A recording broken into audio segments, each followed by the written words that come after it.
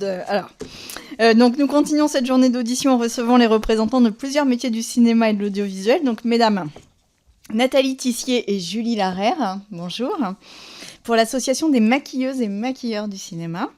Mesdames Alice Cambournac et Julie Miel, costumières pour l'association des costumiers du cinéma et de l'audiovisuel, bonjour. Madame Noémie Lance et Monsieur Erwan Doré, coprésidents de l'Association française des régisseuses et régisseurs de la production cinématographique et audiovisuelle, l'AFR, bonjour. Et Monsieur Jérémy Steib, président de, je ne sais pas si je prononce bien et mes excuses, président de l'Association française des assistants réalisateurs de fiction, la FAR, et Madame Tomine de Pince, c'est ça, secrétaire adjointe chargée des VHSS.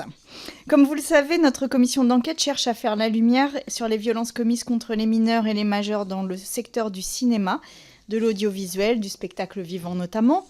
Évidemment, vous êtes des acteurs absolument essentiels de cet univers. Cette table ronde constitue pour la commission l'occasion de s'intéresser de plus près aux métiers moins connus du grand public qui fondent le caractère collectif d'une œuvre cinématographique ou audiovisuelle. Nous avons tous et toutes en tête le rôle du producteur, du réalisateur, des comédiens. Pour autant, les œuvres sont presque toujours des projets artisanaux qui rassemblent un collectif très large au sein duquel certains ou certaines peuvent être victimes ou témoins de violences. Et vous, vos métiers en particulier. C'est la raison pour laquelle il nous a semblé judicieux de vous entendre ensemble et de confronter vos points de vue. Je vous invite, pour la clarté de nos échanges, à nous exposer succinctement à titre liminaire vos différents métiers et les particularités qui s'y rattachent, avant que nous puissions passer aux questions du rapporteur et des autres membres de la commission, rapporteur Erwan Balanant qui est à ma droite. Je rappelle que cette audition est ouverte à la presse, qu'elle est retransmise en direct sur le site de l'Assemblée nationale. Et si vous avez suivi les précédentes auditions, je vais vous faire le même exercice que les précédentes au titre de l'article 6 de l'ordonnance du 17 novembre 1958 relative au fonctionnement des assemblées parlementaires, qui impose à toute personne entendue par une commission de prêter serment, de dire la vérité, toute la vérité, rien que la vérité. Pour ce faire, je vais vous proposer successivement, en commençant par vous, Madame Larère, d'allumer votre micro, de lever la main droite et de le dire clairement, je le jure. Je le jure. Je le jure. Il faut que vous éteigniez votre... Je le jure. Je le jure. Je le jure. Je le jure. Je le jure. Je le jure. Je vous remercie. Je vous invite à faire un propos liminaire. Nous avons 2 heures d'audition, donc nous avons le temps et pour le propos liminaire et pour les questions. Allez-y.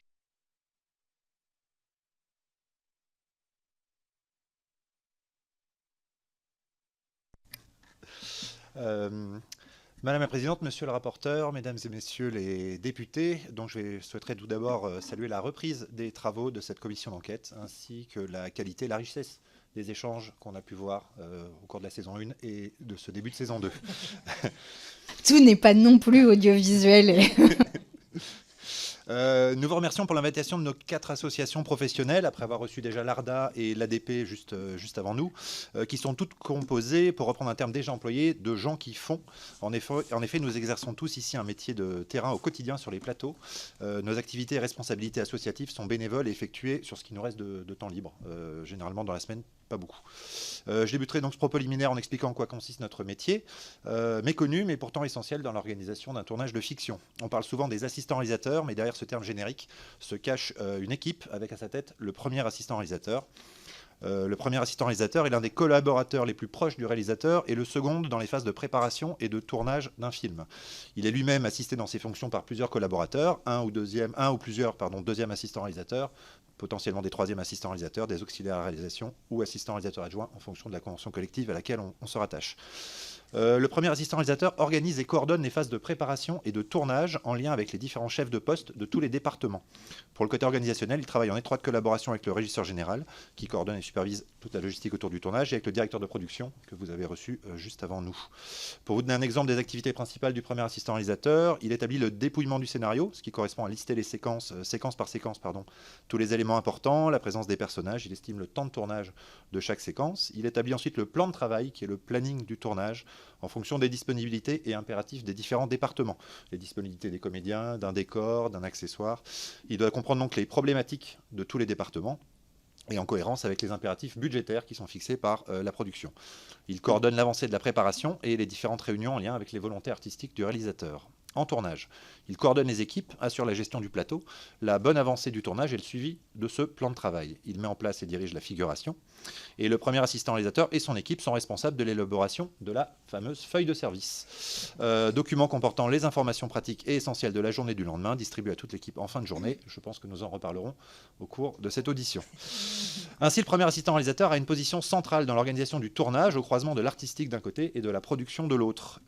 Il n'y a pas, j'ai rajouté ce petit mot tout à l'heure pour vous dire également qu'il n'y a pas de formation certifiante pour le métier de premier assistant réalisateur. C'est un métier qui s'apprend également sur le terrain, au contact de ses supérieurs hiérarchiques, d'où l'importance de prendre son temps pour gravir les échelons et d'apprendre au fur et à mesure des bonnes pratiques. Un mot au sujet de la FAR, donc l'Association française des assistants réalisateurs dont je suis président. Elle a été créée en 1998 afin de défendre les intérêts et la spécificité de notre profession, rompre l'isolement dans lequel pouvaient se trouver les assistants réalisateurs, puisqu'on est souvent seul sur un plateau à devoir prendre des décisions, enfin seul, entouré par certains collaborateurs comme la régie ou le directeur de production, mais dans les décisions d'urgence, on peut se retrouver seul en première ligne, et promouvoir également une véritable déontologie. Nous comptons à ce jour 152 membres, dont 131 assistants réalisateurs en activité, premier, deuxième et troisième assistants réalisateurs, qui sont tous confirmés et expérimentés à leur poste, travaillant tant en long métrage qu'en téléfilm, séries ou publicité. Nous pouvons souligner une représentation des femmes de plus en plus importante au fil des années. Elles représentent actuellement 47% des assistants en activité à la FAR. Preuve que notre profession se féminise naturellement de plus en plus, et c'est une bonne nouvelle. La FAR est un lieu d'échange privilégié de partage, d'entraide et de transmission des savoirs entre assistants réalisateurs. Elle assure une veille et un suivi des règles conventionnelles, légales et sociales. Et de sécurité, à destination de ses membres principalement, mais également de l'ensemble de la profession via notre site internet. Elle échange avec différents organismes institutionnels et syndicats quand cela est possible ou lorsque nous sommes sollicités.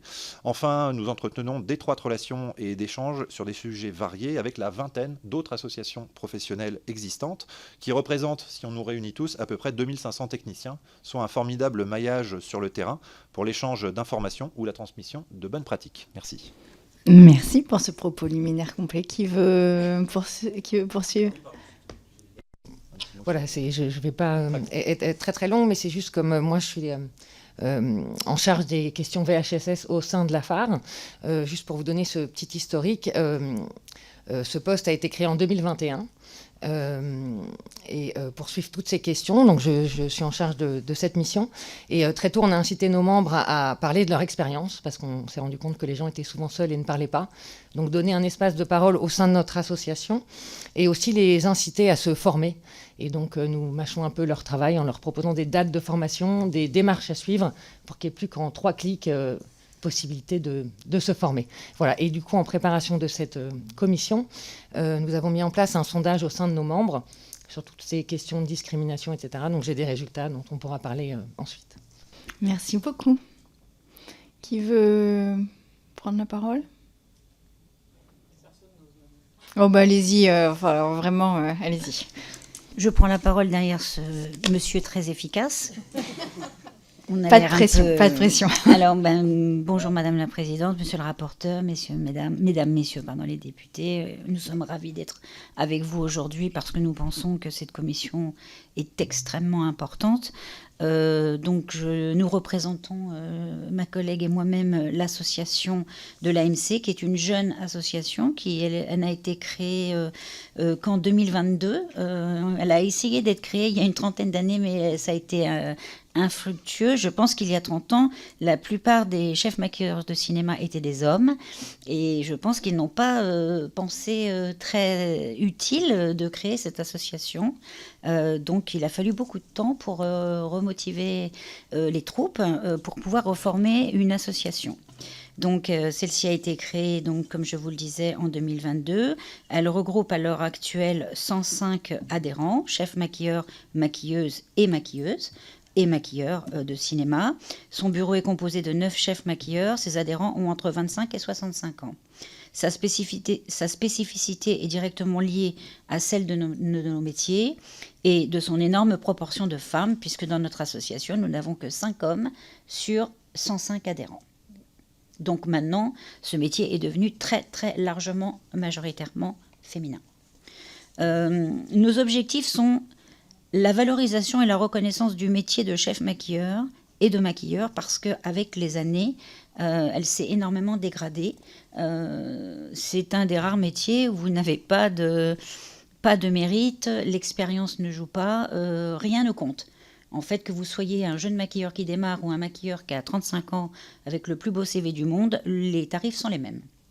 Donc il n'y a absolument pas de valorisation de nos qualifications, quelles qu'elles soient. Donc on essaye de se battre pour faire évoluer ces choses.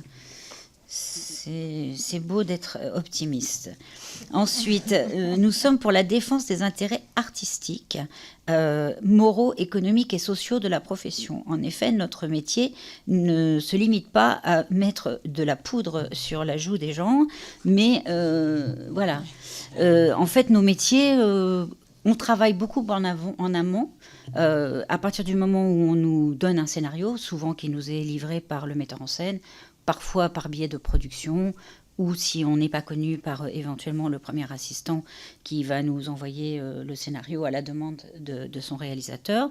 Donc évidemment que nous décryptons cette œuvre scénaristique en relevant tout le travail qui nous concerne.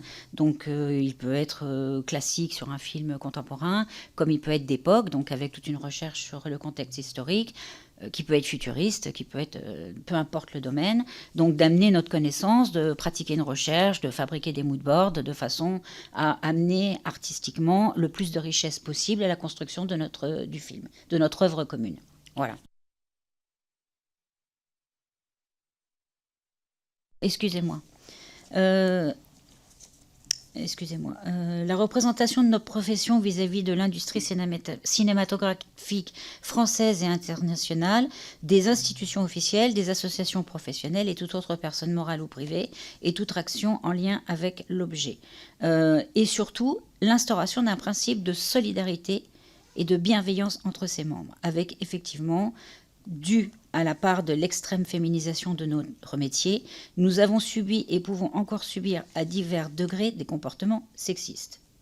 Mépris pour notre profession, qui est le plus basique, non-respect de nos compétences, et évidemment, grand nombre d'entre nous ont subi des remarques, des gestes déplacés, voire des agressions sexuelles caractérisées.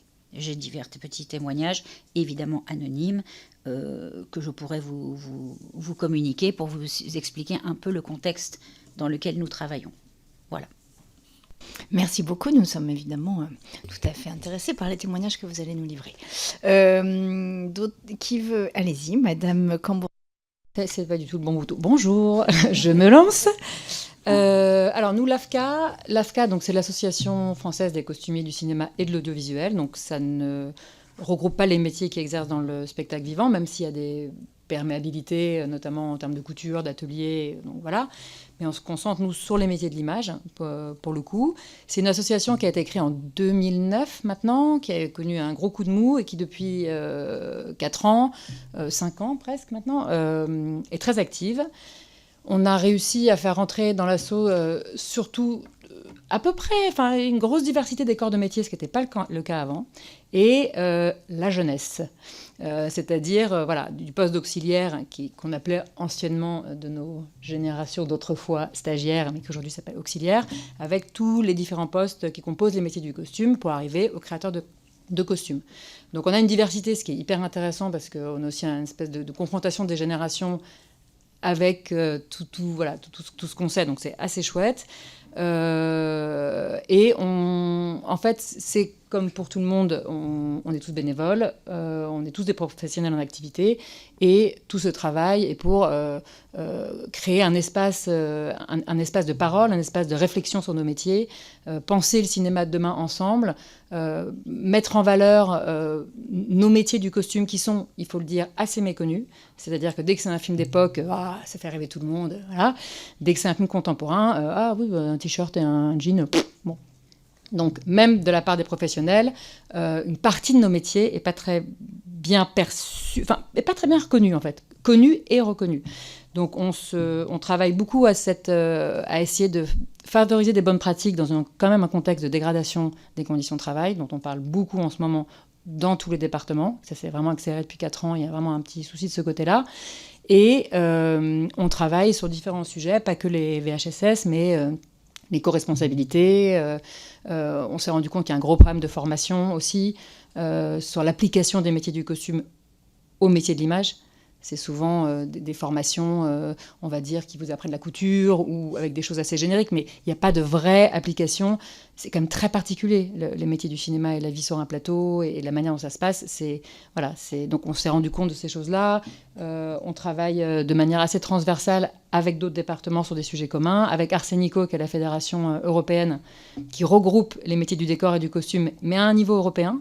Donc pareil, c'est une grande fédération bénévole où on parle de ces sujets, mais pour voir ce qui se fait dans les autres pays. Donc c'est hyper intéressant. Et voilà, et on travaille sur aussi un groupe très important, on va en parler par la suite, mais qui est ce que nous on appelle empowerment ou empouvoirment, si on était un petit peu canadien. Parce qu'il faut comprendre qu'au costume, on est de fait, et c'est comme ça, un département, je pense, c'est moi qui vais avancer ces chiffres-là, mais probablement autour de 95% féminin. Ou LGBTQI+, souvent en ce qui concerne les hommes ou certaines femmes, etc. Donc on a un gros, une difficulté de positionnement. On a fait un audit, pour vous dire, il y a 4 ans, on a envoyé ça à 400 personnes des métiers du costume, donc beaucoup plus large que notre asso. Et ce qui était assez incroyable, c'est que ce qui est revenu sur comment vous sentez-vous au travail, avez-vous l'impression d'être considéré, etc., quasi à l'unanimité, il y avait sentiment de dévalorisation, d'être un sous-métier, de ne pas être prise au sérieux, d'être les lavandières, les chiffonnières, misogynie latente, un vrai sentiment un peu humiliant de dévalorisation, d'être un peu comme nos amis coiffeurs-maquilleurs, là, les esthéticiennes.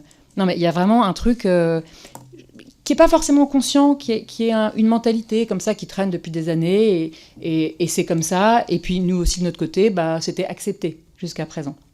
Et il y a une vraie souffrance au travail de ça, de ne pas arriver à se défendre face à l'autorité, de ne pas arriver à parler d'argent face à des hommes, à des directeurs de production, une grosse difficulté de la part des chefs de poste. Et quand on a interviewé les chefs de poste masculins au costume, eux, pour parler d'argent avec un directeur de production, aucun problème. Non mais...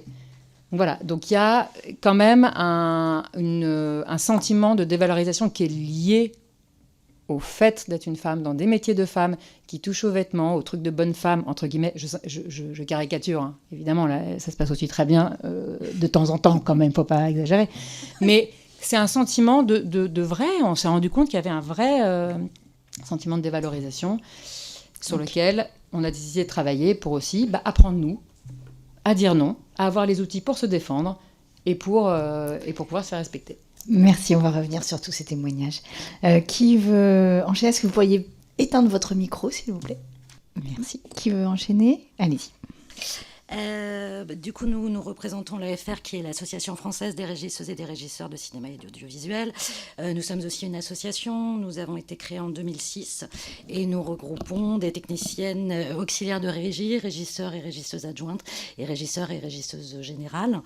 Nos métiers, qui sont aussi méconnus que les premiers assistants mise en scène, ont une énorme étendue en termes de progression professionnelle. C'est-à-dire que les auxiliaires de régie, c'est le travail de débutant jusqu'au régisseur général qui est cadre et qui est responsable de son équipe. En ce qui concerne la régie générale, le travail principal, c'est l'obtention des autorisations de tournage. Donc ça sous-entend être en contact avec des institutions qui peuvent être la préfecture de police, qui peuvent être les municipalités, et donc de répondre aux demandes du réalisateur, mais aussi de la décoration, mais aussi de l'image, d'obtenir des autorisations pour permettre que le tournage soit possible. Et donc, ce qui fait qu'on est en lien avec énormément de postes et qu'on arrive très en amont, enfin, en tout cas, le régisseur ou la régisseuse générale arrive très en amont du tournage pour préparer tout cela avec, du coup, les premiers assistants mis en scène. La création de l'association, c'est un petit peu le même principe. C'est qu'en général, il n'y a qu'un seul ou une seule régisseur général ou régisseur adjoint sur un plateau.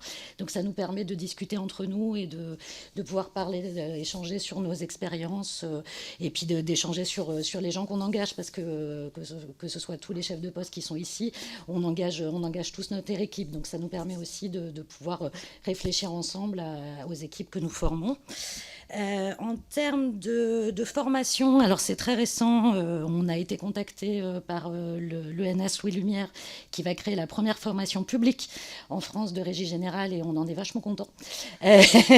Voilà, parce que jusqu'à maintenant les formations c'était principalement les branches production où on apprenait un petit peu le poste de régie générale, mais du coup désormais ça va être davantage reconnu. Dans ce cadre-là aussi, on est contacté par d'autres écoles pour intervenir dans les écoles, soit pour faire des interventions pour expliquer notre métier qui effectivement n'est pas très connu, mais aussi pour accompagner les élèves dans la préparation de leur court-métrage d'école, ce qui est quelque chose d'assez intéressant. Excusez-moi. Je vais lire la fin parce que ça va être plus simple. Enfin, nous sommes bien sûr sensibles et à l'écoute des souffrances de nos membres engendrées par l'intensité de notre métier, mais aussi par l'instabilité que représente l'intermittence du spectacle. Si nous accueillons avec contentement les nouvelles démarches vis-à-vis des VHSS mises en place dernièrement, la création au sein de notre association d'un pôle de référence harcèlement ne nous a pas encore fait remonter d'éléments précis et nous sommes conscients que la libération de la parole tend à se faire avec le temps. Nous sentons concernés et heureux des avancées récentes, nous souhaitons nous interroger sur notamment la place des femmes dans notre métier et avons décidé de partager chaque 8 mars la proportion de femmes dans notre association.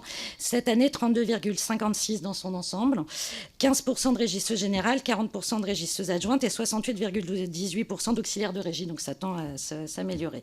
Si nos membres se disent concernés par ces éléments, les raisons principales de mal-être qu'ils ou elles nous expriment résident plutôt dans les grandes amplitudes horaires que nous connaissons et dans des temps de préparation trop limités et parfois non conformes avec les délais octroyés par les institutions pour les obtentions d'autorisation de tournage. Nous avons pu constater des difficultés souvent exprimées par nos membres lorsqu'ils accèdent à un poste plus élevé, régie générale ou adjointe, et qu'ils éprouvent en ce passage des souffrances vis-à-vis de l'investissement demandé par les productions dans leur travail. Aussi, l'apprentissage des limites à donner à nos employeurs quant à notre disponibilité morale n'est pas aisé à formuler pour ces personnes novices à leur poste et qui se croient redevables d'une grande opportunité. D'être unis dans le cadre de notre association nous permet en cela d'en informer les productions et de tenter au gré de nos discussions de créer un cadre de travail serein, bienveillant et respectueux de la loi. Voilà. Merci beaucoup pour cette accélération sur la dernière ligne droite qui était fabuleuse. Est-ce que on a fait le tour des associations? Alors, Erwan Balanan, le rapporteur de la commission. Merci Madame la Présidente. Bon, il y a pas mal de questions évidemment. Vous avez tous vos métiers là d'une façon ou d'une autre. Vous êtes dans la hiérarchie. Il y a au-dessus de vous et puis vous gérez un certain nombre de postes. Hein. Vous êtes entre guillemets des cadres qui ont une importance parce que vous voyez beaucoup de monde. Et à ce titre, et je pense surtout pour commencer aux maquilleurs et costumiéristes, accessoiristes, moindre mesure aussi régisseurs, pourquoi pas. Vous êtes parfois, en tout cas pour les costumières ou costumiers, comment on dit au masculin, je sais, costumiers, et les maquilleurs, maquilleuses, vous avez des moments d'intimité avec, par exemple, les acteurs. Est-ce que dans ces moments-là, à ce titre, vous avez peut-être une capacité aussi à parler? Et est-ce que vous avez été souvent en lien avec, à des moments de libération de la parole? Je le dis parce que la question, elle va être la deuxième derrière. Est-ce que vous êtes suffisamment formé justement à écouter cette parole? C'est une première question parce que on imagine un acteur qui tout d'un coup une scène qui vient de mal se passer, ou une actrice qui elle sort pour se démaquiller ou pour se déshabiller, pour se rhabiller en civil. Elle a peut-être un moment où elle peut parler avec vous. Est-ce que vous êtes suffisamment formé à l'écoute de cette parole? Première question. Alors oui, tout à fait, c'est notre quotidien, ce que vous décrivez en fait. Maintenant, il a été créé comment ça s'appelle, des référents, non, d'intimité. Coordinateur Coordinateur d'intimité pour justement être là, pour permettre aux actrices et aux acteurs dans des scènes un peu compliquées d'être là pour faire comme une chorégraphie, que ce soit beaucoup moins, on va dire, d'implication personnelle et physique. Mais il faut savoir que c'est très récent et que ça n'est pas sur tous les films et que pendant des années, c'est nous qui avons fait ça. En fait, les actrices, parfois aussi avec nos collègues habilleuses, où la comédienne se sentait plus proche de l'une ou plus proche de l'autre, où en fait c'était un peu elle qui choisissait son référent, en fait ses yeux, pour vérifier qu'elle se sente à l'aise dans son corps. Parfois c'est à deux. En fait, il y en a une qui fait plus tout ce qui est corporel et l'autre a un regard sur l'image qui serait peut-être plutôt le nôtre, et les habilleuses ou costumières qui soient vraiment beaucoup plus près d'elles par le corps. Et puis, évidemment que dans les loges, oui, je pense qu'on fait autant de maquillage que de psychologie. C'est la base. Les gens arrivent le matin, ils sont dans leur état de vie personnelle, et nous, en fait, on est le sas entre leur vie réelle et la vie non réelle. C'est-à-dire que le fait de passer par chez nous, c'est là où il y a la construction du personnage. Donc quand ils rentrent, ils sont eux-mêmes, avec leurs problèmes personnels. Ensuite, ils passent par nous, ils ont leur transformation physique. Et ensuite, ils vont sur le plateau où ils deviennent le personnage. Donc il est évident que nous, on est ce sas et qu'il est essentiel pour se sentir bien, pour rentrer dans son personnage. Après, chaque acteur a sa façon de pratiquer son art. Donc, il y en a, ça va être dans un silence absolu. D'autres, ça va être dans le fait de communiquer avec nous. Il est évident que dans nos métiers de formation de base, nous n'avons pas de formation en fait pour ça. Bon, moi, j'ai eu de la chance, j'ai fait des études de psycho avant d'être maquilleuse, donc on va dire que j'avais fait une espèce de prélude à mon métier. Mais non, on n'est pas formé du tout pour ça. Et c'est vrai que je le ressens beaucoup par rapport à mes jeunes collègues, parce qu'à notre époque, il y avait assez peu d'écoles, donc c'était plus encadré, moins grand. Maintenant, il y a énormément d'écoles dans tous les sens. Pas du tout de formation en ça. C'est-à-dire que ces jeunes femmes se retrouvent livrées dans nos métiers en n'ayant absolument pas l'idée de ce qui les attend. En fait, on leur dit t'apprends à maquiller, mais on leur dit pas qu'un film c'est une construction, c'est créer des budgets, c'est gérer du personnel. C'est pour ça qu'en fait, comme quelqu'un a dit tout à l'heure très justement, il faut pas brûler les étapes. En fait, c'est un métier qui s'apprend avec du temps. Le cinéma, c'est pas un métier où on se retrouve chef maquilleur à 20 ans. C'est pas possible. Il y a une charge émotionnelle et psychologique qui est beaucoup trop lourde. Même déjà quand on est plus âgé, il faut gérer ça et c'est pas si simple que ça. Et évidemment qu'on est impacté par ça. Parce que comme vous dites, si on n'est pas formé, savoir faire aussi l'écran pour ne pas être impacté par l'état de l'autre, c'est pas si simple parfois.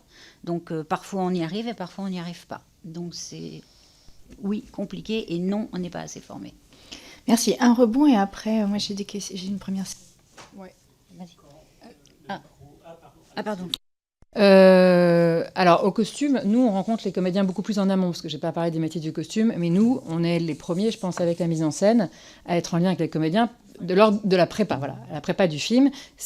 Comment on organise toute l'artistique des costumes, ça passe par des essayages. Donc nous, les comédiens, on les rencontre vraiment avant tout le monde. Et forcément, au costume, il y a un rapport au corps et il y a un rapport à l'intimité. On voit les gens déshabillés, en caleçon, en culotte, le matin, fatigués, nanana. Bon, donc déjà, ça crée un rapport d'intimité qui passe par le rapport d'intimité au corps. C'est des métiers d'intimité, le costume. De toute façon, il n'y a pas de... Voilà. D'où les situations à risque qu'on pourra imaginer et évoquer.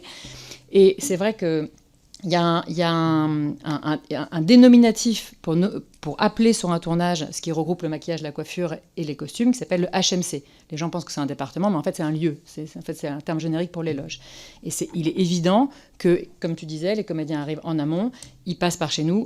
On est, en tout cas à l'habillage et notamment les habilleuses, le réceptacle de toutes les discussions, toutes les angoisses, tous les échanges. Souvent, c'est là aussi où elles attendent, où les comédiens ou les comédiennes attendent. Une fois qu'ils sont maquillés ou coiffés, ils reviennent à l'habillage, ils regardent leur portable, ils sont avec nous, ils papotent, machin. En ce qui concerne les scènes d'intimité, ça va beaucoup, beaucoup plus loin que ça. C'est-à-dire, moi, j'ai été habilleuse au début, voilà.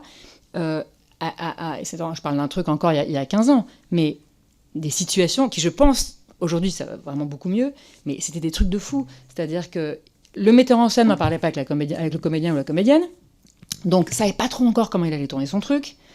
Donc plus on approchait du jour du tournage, on devait tourner, il y avait le metteur en scène, est-ce que tu crois que machin, je ne sais pas si elle va... Moi je posais la question de la nudité à un moment, qu'est-ce qu'il faut comme cachex, qu'est-ce qu'il faut comme protection, c'est purement factuel.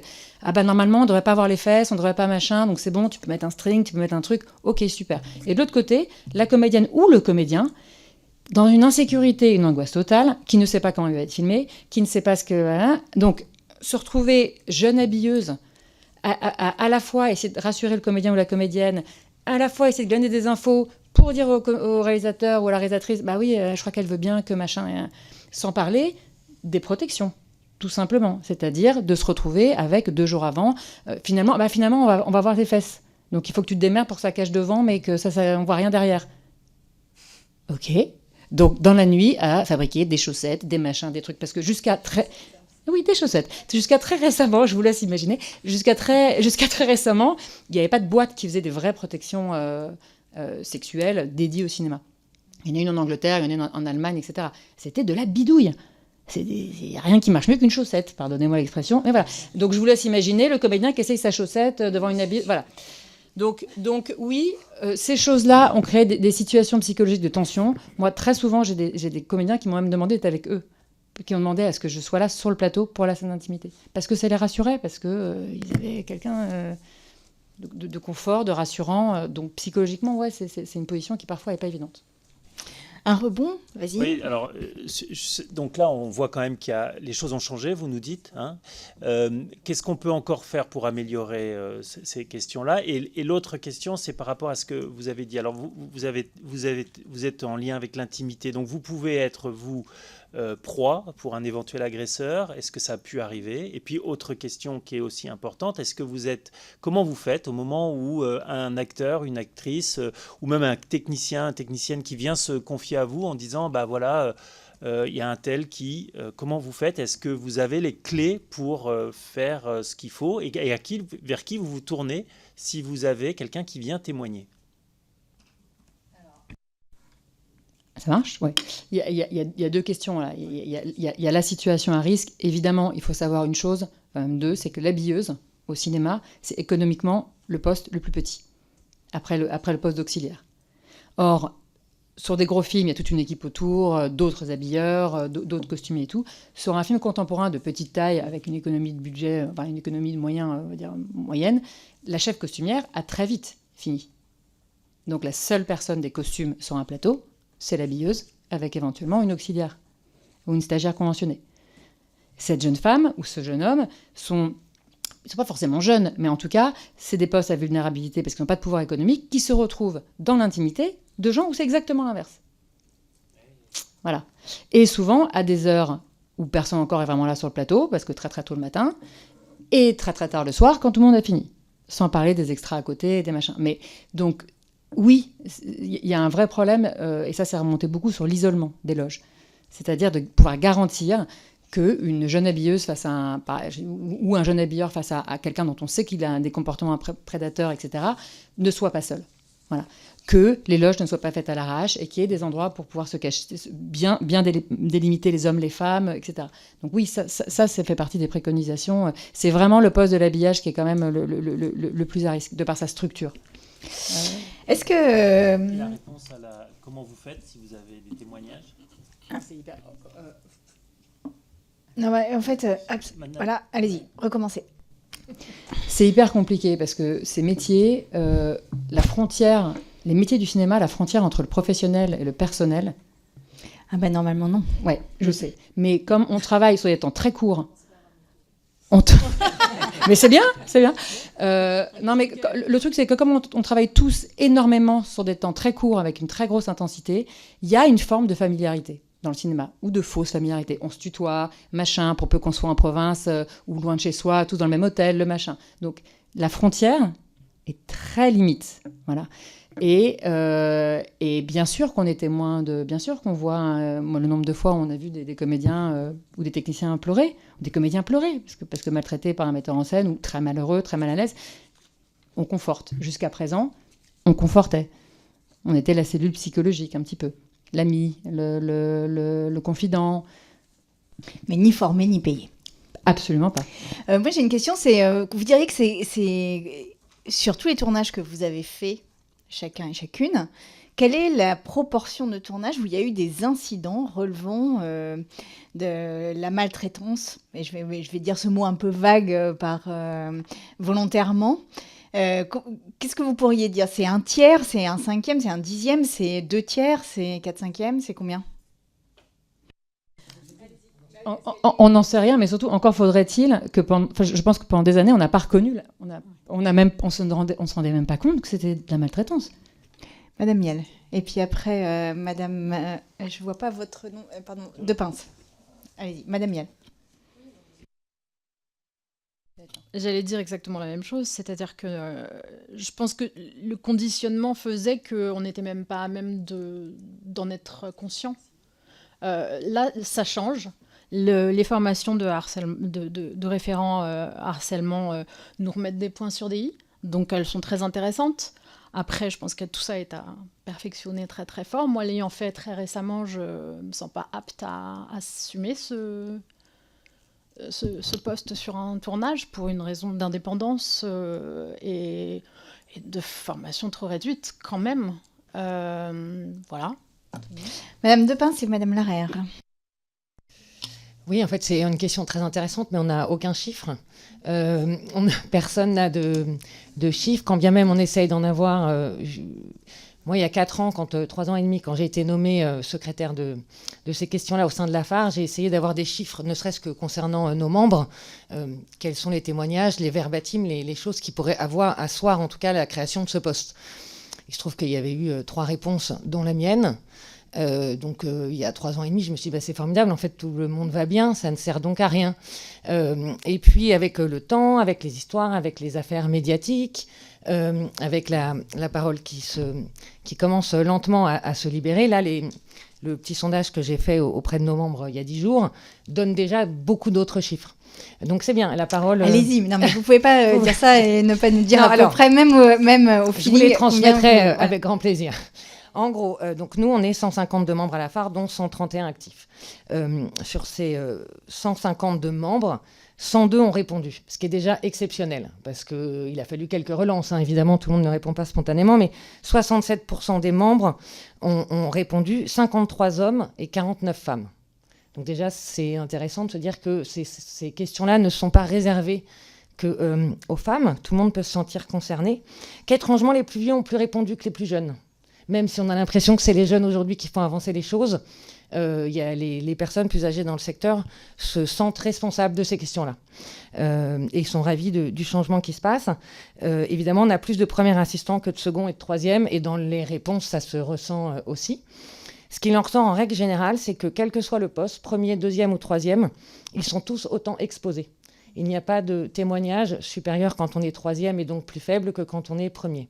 En revanche, ceux qui abusent sont toujours ceux qui ont du pouvoir ou de l'autorité, que ce soit réalisateur, réalisatrice, producteur, productrice, comédien, comédienne, technicien, technicienne. C'est toujours un rapport de relativité dans ces interactions-là. En gros, j'ai juste repris suite aux formations, on apprend ce qu'est une discrimination, un harcèlement, un agissement, etc. Donc, dans les questions que j'ai posées, j'ai aussi rappelé ce que c'était. Parce que souvent, le problème, on n'a pas de chiffres, parce que les gens ne savent même pas de quoi on parle, vraiment. Donc, en termes de discrimination, il y a 56 personnes, 54% des membres qui ont répondu oui, victimes de discrimination. Après, je pourrais vous envoyer le détail des sujets par sexe concernés. Mais en gros, c'est quand même beaucoup. 34 femmes et 22 hommes. Comme quoi, ça n'est pas que les femmes aussi qui sont discriminées ou qui se sentent discriminées. Agissement sexiste, 66 personnes ont répondu oui. Ça veut dire 64,7% de nos membres. Ah pardon, c'était vraiment... eux-mêmes victimes. Oui. C'est pas témoins de... Non. D'accord. Non, de tout leur parcours professionnel. Et c'est vrai qu'on n'arrive pas à premier assistant. On a pu être habilleur, on a pu être régisseur, etc. Troisième, second, etc. Harcèlement sexuel, 47 personnes ont répondu oui. Donc là, on parle d'harcèlement sexuel.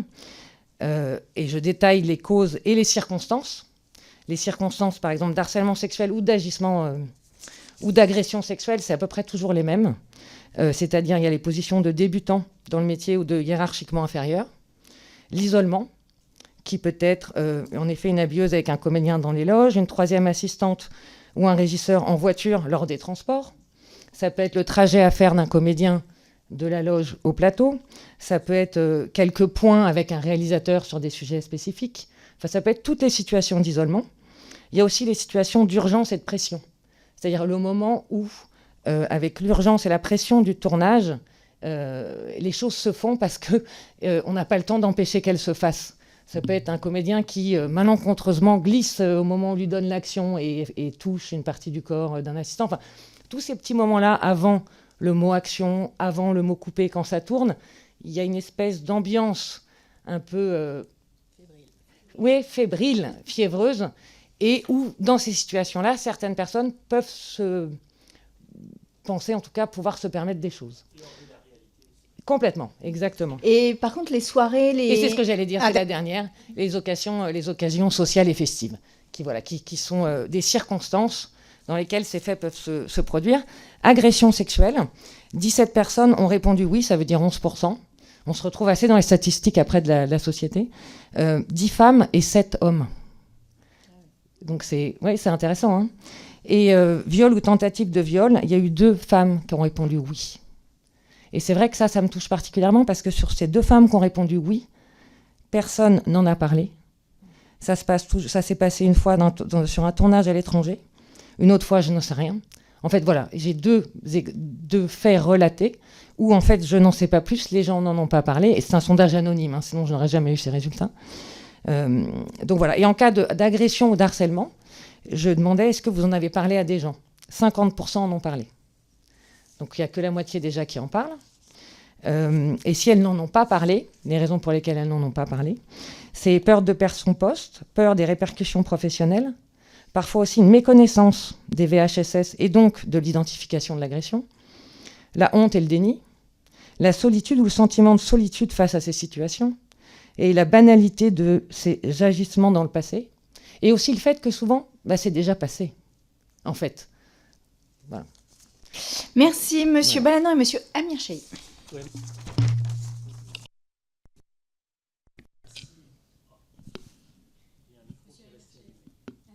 J'y vais ou... Merci. Merci beaucoup pour ces chiffres. Et juste une question, c'est vous qui l'avez fait sous la base du volontariat de votre association parce que vous veniez ici ou parce que c'est quelque chose que vous faites régulièrement tous les ans, quelque chose, une sorte de baromètre que vous avez, ou vous avez pris l'initiative pour la commission ? Et deuxième question, est-ce que les autres associations que vous représentez ici ont déjà fait cette étude, ce questionnaire ? Alors, attendez, avant de répondre, je vous propose d'écouter la question de Monsieur Amir Chahi, comme ça on fait une réponse groupée. Bonjour, mesdames, messieurs. Je vais aller dans le sens du rapporteur, donc très rapidement. Moi, je constate, et c'est dans les auditions qu'on a eues, ça n'a pas été systématique, que non seulement vous avez dans l'association un poste dédié, c'est vous qui l'occupez, et en plus des initiatives de ce type avec des questionnaires. C'est une des questions qu'on avait posées à d'autres collectifs de professionnels, à savoir s'ils avaient des outils, des récurrences. Donc ce serait intéressant qu'effectivement vous puissiez nous transmettre ces éléments-là. Et puis, mais vous avez déjà répondu un peu à la question, Madame Cambornac. Bon, peut-être que ça nécessitera un prolongement écrit, pas forcément là, mais ma question était la suivante, je la pose quand même. C'était de savoir comment vous évaluiez le lien entre la précarité économique et les violences sexistes et sexuelles et les agressions sexuelles, puisque très souvent on a parlé jusque-là d'actrices, de comédiennes et de comédiens, beaucoup, et effectivement dans des métiers qui sont moins exposés peut-être.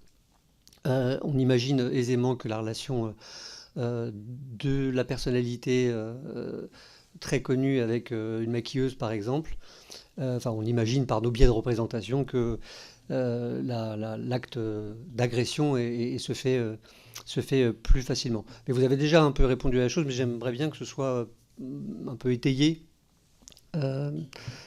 précisément sur ce cas d'agression sexiste et sexuelle. Madame Maret-Beuil. Oui, merci Madame la Présidente, merci à vous. Alors effectivement, vous avez dit qu'au cours de votre parcours, vous en aviez... Avant, c'était plutôt... c'était banal, c'était des actes...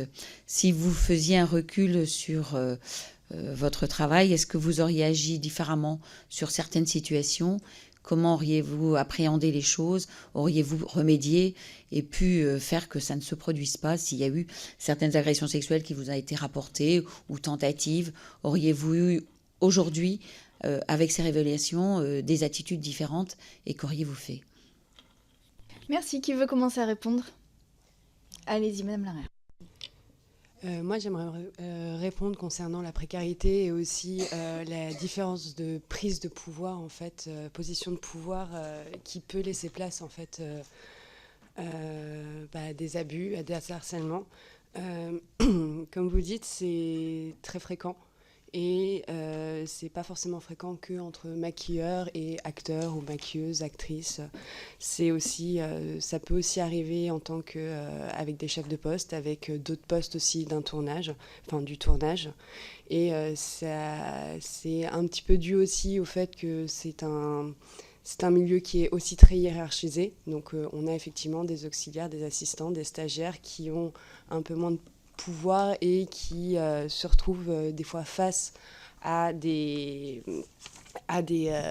personnes qui ont un peu plus de supériorité et aussi peuvent établir comme un lien de confiance qui puisse aussi faire tomber des barrières et justement pouvoir mener des abus, des harcèlements. Vous pourriez préciser cette idée-là sous forme de confiance, faire tomber les barrières, ça veut dire quoi? Comme ma collègue l'avait dit tout à l'heure, en fait, on est souvent le tournage, c'est vraiment un microcosme. Donc on est vraiment sur un laps de temps très dense, très intense, des fois avec des conditions difficiles, des fois pas à la maison, donc amené à travailler et à vivre en fait avec des personnes qu'on connaît pas, donc apprendre à vivre avec. Et ça peut amener aussi une espèce d'illusion de proximité, d'intimité. Et ça peut aussi faire tomber beaucoup les barrières de protection de certaines personnes qui peuvent croire aussi à avoir des confiances qui n'auraient pas lieu d'être ou permettre plus d'emprise sur d'autres personnes. Et notamment des personnes plus jeunes et des personnes qui ont moins de pouvoir, celles qui on pourrait faire croire qu'elles puissent grimper ou qu'elles puissent avoir du travail, ou au contraire qui pourraient être menacées de ne plus en avoir. Du coup, rebondir sur ce que tu dis, et qu'elle l'a très bien dit, la suite de ça, c'est qu'effectivement, les personnes à risque qui sont les petits, voilà, qui ont en tout cas un pouvoir faible économiquement par rapport, voilà, pour établir un peu un parallèle, la question d'arriver à dire les choses quand ça se passe, il y a dans le cinéma, évidemment ça change depuis 4 ans et même un peu plus, mais il y a à la base une culture du silence. Quand on parle d'omerta, etc., c'est réel, parce qu'on fait des métiers sur lesquels on vous emploie, je dis pas votre réputation, ou en fait, pour trouver du travail, moi je sais pas, ça fait 20 ans, 25 ans que je fais ce métier, je pense que j'ai dû donner mon CV, je sais pas, 6 fois, à peine. C'est pas du tout un système de recrutement classique. On vous appelle parce qu'un tel, parce qu'il est super, tu vas voir, hyper dynamique, hyper machin. Donc, il y a un truc de réputation, il y a un truc de bouche à oreille. Donc, dire non, prendre le risque d'assumer la responsabilité, d'éventuellement faire arrêter un tournage s'il s'agit d'un acteur, s'il s'agit d'un réalisateur, etc. Cette responsabilité-là, à porter, elle est terrible. En fait, jusqu'à présent, elle était impossible. C'est trop lourd, ça veut dire, je veux dire, parler, c'est s'afficher, donc c'est tout d'un coup terrible, c'est une position qui est terrible. Donc jusqu'à présent, c'était très compliqué d'arriver à dire, sans parler de la honte, de l'isolement, de la souffrance, donc il y a cette culture-là dans le cinéma, et qui est en train de changer, heureusement, mais doucement. Allez-y, oui. L'une et l'autre. Je pense qu'il y a, parmi les progrès, il y a les changements de nom de termes de poste. C'est-à-dire que pendant très longtemps, quand on a tous commencé ici, ça fait quelques années, les postes d'auxiliaires étaient nommés stagiaires. Et alors même que c'était un poste, on n'avait pas les mêmes genres de relations avec la hiérarchie. Et par ailleurs, là, c'est plus sur une réflexion vis-à-vis de notre métier de régisseur. Mais nous, on considère aussi que c'est notre responsabilité en tant que cadre membres de notre équipe de protéger notre équipe. Et on y réfléchit beaucoup au sein de notre association, lors de réunions, etc. Et notamment la servilité que peut représenter un poste de régisseur avec les transports, etc. Et donc d'essayer de le faire évoluer. Et parmi les évolutions auxquelles on réfléchit, qui ne fonctionnent pas forcément en région, hein, du coup c'est aussi le souci, mais c'est de faire des transports par taxi ou par prestataire extérieur, qui permet aussi d'avoir une certaine distance avec, mais pas seulement avec les comédiens, parce qu'on ne transporte pas que les comédiens, on transporte aussi les autres chefs de poste, mais ça permet d'avoir une autre relation avec la hiérarchie, je ne sais pas quel terme employer. Les gens de pouvoir. Avec les gens de pouvoir, bravo. Merci, Madame de Pince. Ouais. Je voudrais répondre à Madame. Attends, parce que Madame de Pince, et après, je vous redonne la parole, Madame Tissier. Oui, par rapport à la libération de la parole sur un plateau, il y a une nuance, en fait, parce qu'il y a une grande notion dans nos métiers de confidentialité. Et sous ce terme confidentialité, beaucoup de choses peuvent se glisser. C'est-à-dire qu'en effet, on est témoin, on voit, on sait des choses sur les gens que dans une vie normale, dans un métier normal, on ne saurait pas. Et donc, il y a forcément dans nos métiers une partie de confidentialité, ne serait-ce que d'avoir des numéros de téléphone de comédiens ou de réalisateurs. Évidemment, c'est confidentiel, on n'a même pas besoin de le dire, que personne ne les diffuse. Avant, il y avait des bibles de tournage avec les adresses, les numéros de téléphone des comédiens, des techniciens. Il y avait ceux qui étaient parlantes, qui étaient données aux chefs de poste et aux gens qui avaient besoin de rentrer en contact avec les comédiens, et d'autres qui étaient muettes. Il n'y avait pas tous les numéros et les adresses, mais voilà. Donc, en fait, le principe de confidentialité qui est essentiel, je pense, à un moment donné, a englobé des choses qui n'auraient peut-être pas dû être mises dans le mot confidentialité. Ça, c'est une première chose. Et la deuxième chose, c'est que la parole se libère, c'est très bien, elle met du temps aussi, parce qu'il y a quand même des gens qui ont parlé, il ne faut pas croire que personne ne dit rien. Sur un plateau, tout le monde se parle. On est tous au courant de tout, qu'on le veuille ou non. Il n'y a qu'à voir une information, on parlera de la feuille de service, qu'on dit pour le lendemain, bah tiens, à la régie, au fait, est-ce que tu peux vérifier que demain on ait ce décor ? On n'a même pas eu le temps de finir notre phrase, que par un département quelconque, ah bon, il paraît que demain, finalement, on va faire ce décor. Donc voilà, on est tous au courant de tout, mais en effet, c'est du domaine du on-dit. Le fait est que quand les gens ont parlé avant, les choses étaient beaucoup gérées en interne. C'est-à-dire pas de vagues. En tout cas, on va le régler entre nous. Oui, alors bon, il t'a mal parlé, bah, t'inquiète, je vais lui parler. T'inquiète pas, je vais prévenir son agent. Et voilà, et ça s'arrêtait là. Donc, en effet, à partir du moment où la parole est libérée mais n'est pas suivie d'action, ça complique encore plus le fait qu'elle se libère.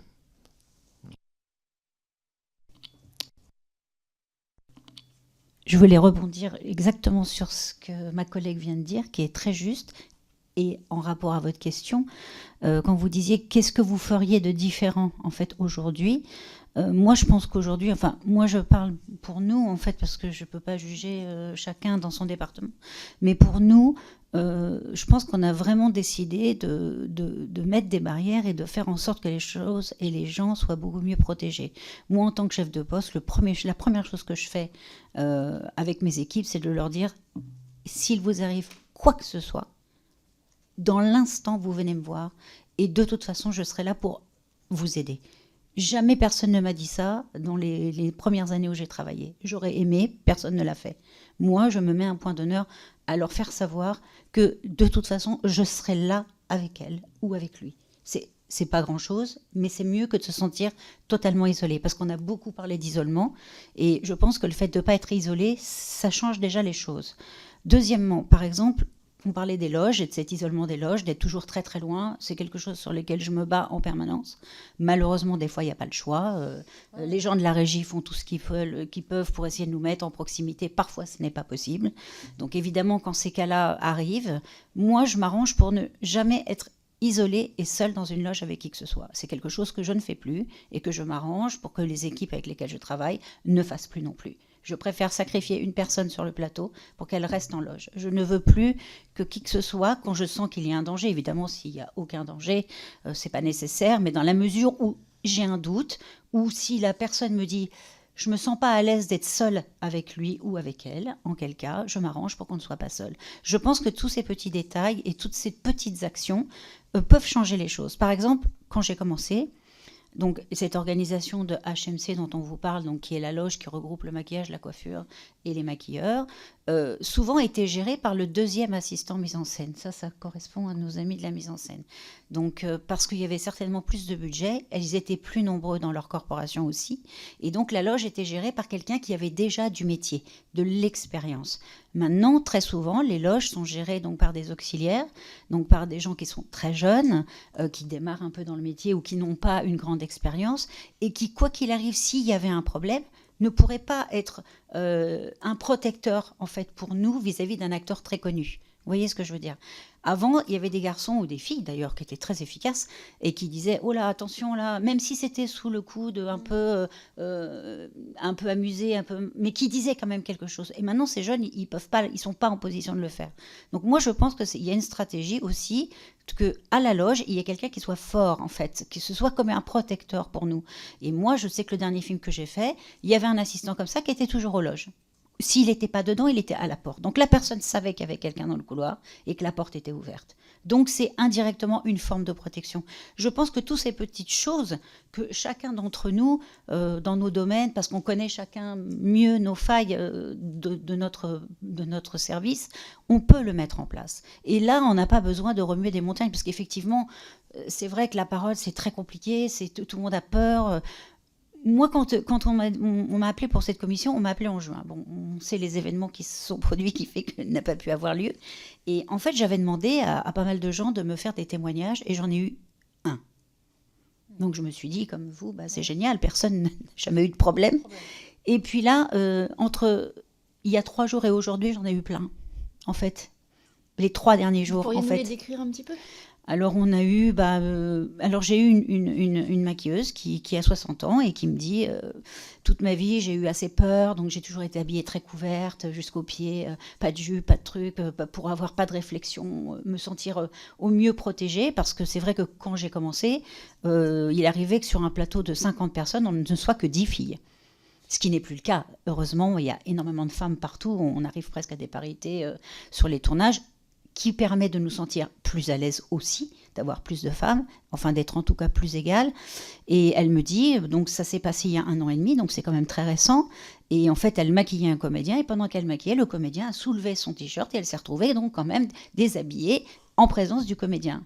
Elle me dit, à 57 ans et demi, je ne pouvais pas imaginer que ce soit possible. Et donc ça, je l'ai reçu il y a 2 jours.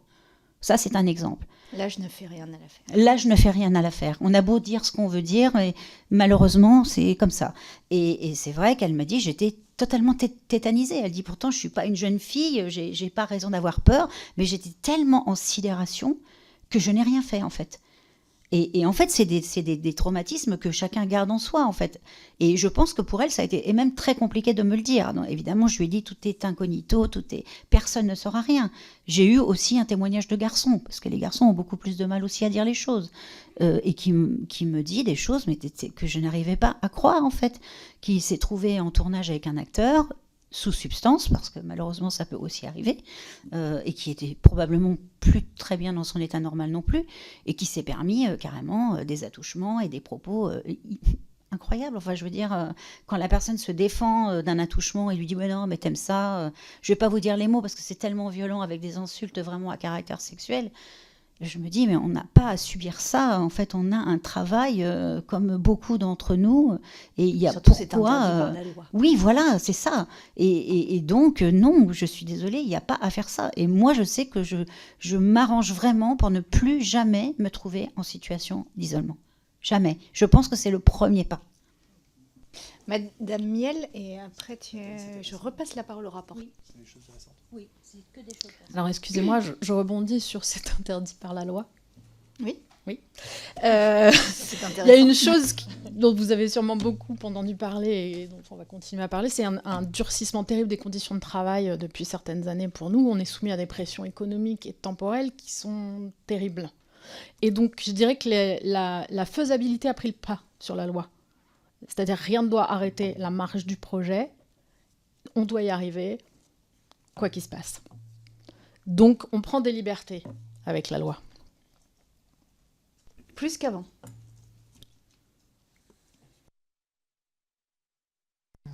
Non, enfin, j'ai envie de dire oui et non. C'est-à-dire qu'on a tous démarré, en tout cas il y a quelques années, ces métiers. On a démarré... moi, j'ai démarré à la régie. Je faisais 16 heures de travail par jour. Je transportais les comédiens, j'allais amener les rushs. J'étais sur le plateau la journée. Les 39 heures, on rigolait, on les faisait en 2 jours. Bref, tout ça payé 39 heures. Voilà, tout n'était pas déclaré. Enfin, il y avait un espèce de joyeux flou artistique. Et pourtant, Dieu sait que j'étais heureuse de faire ce métier. Hein, donc, et depuis, les choses se sont cadrées. Il y a maintenant, donc, il y a des feuilles d'heure pour tout technicien qui travaille sur un tournage. Donc, il est très facile de connaître. Il suffit juste d'avoir accès à ces documents pour savoir si un technicien travaille dans le temps réglementaire et légal. Il y a plein d'outils. Encore faut-il les contrôler. Encore faut-il les regarder. Mais les outils, en règle générale, et on l'a bien entendu lors de vos auditions, les outils existent. Encore faut-il les connaître. Enfin, voilà. En tout cas, ils peuvent être améliorés, je suis d'accord, mais il y a des bases. Madame Miel et après Monsieur Balanant.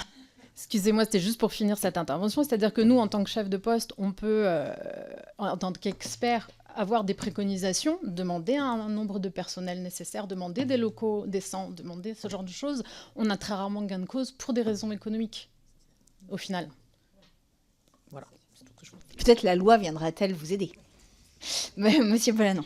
Oui, merci, Madame la Présidente. Bon, on voit, vous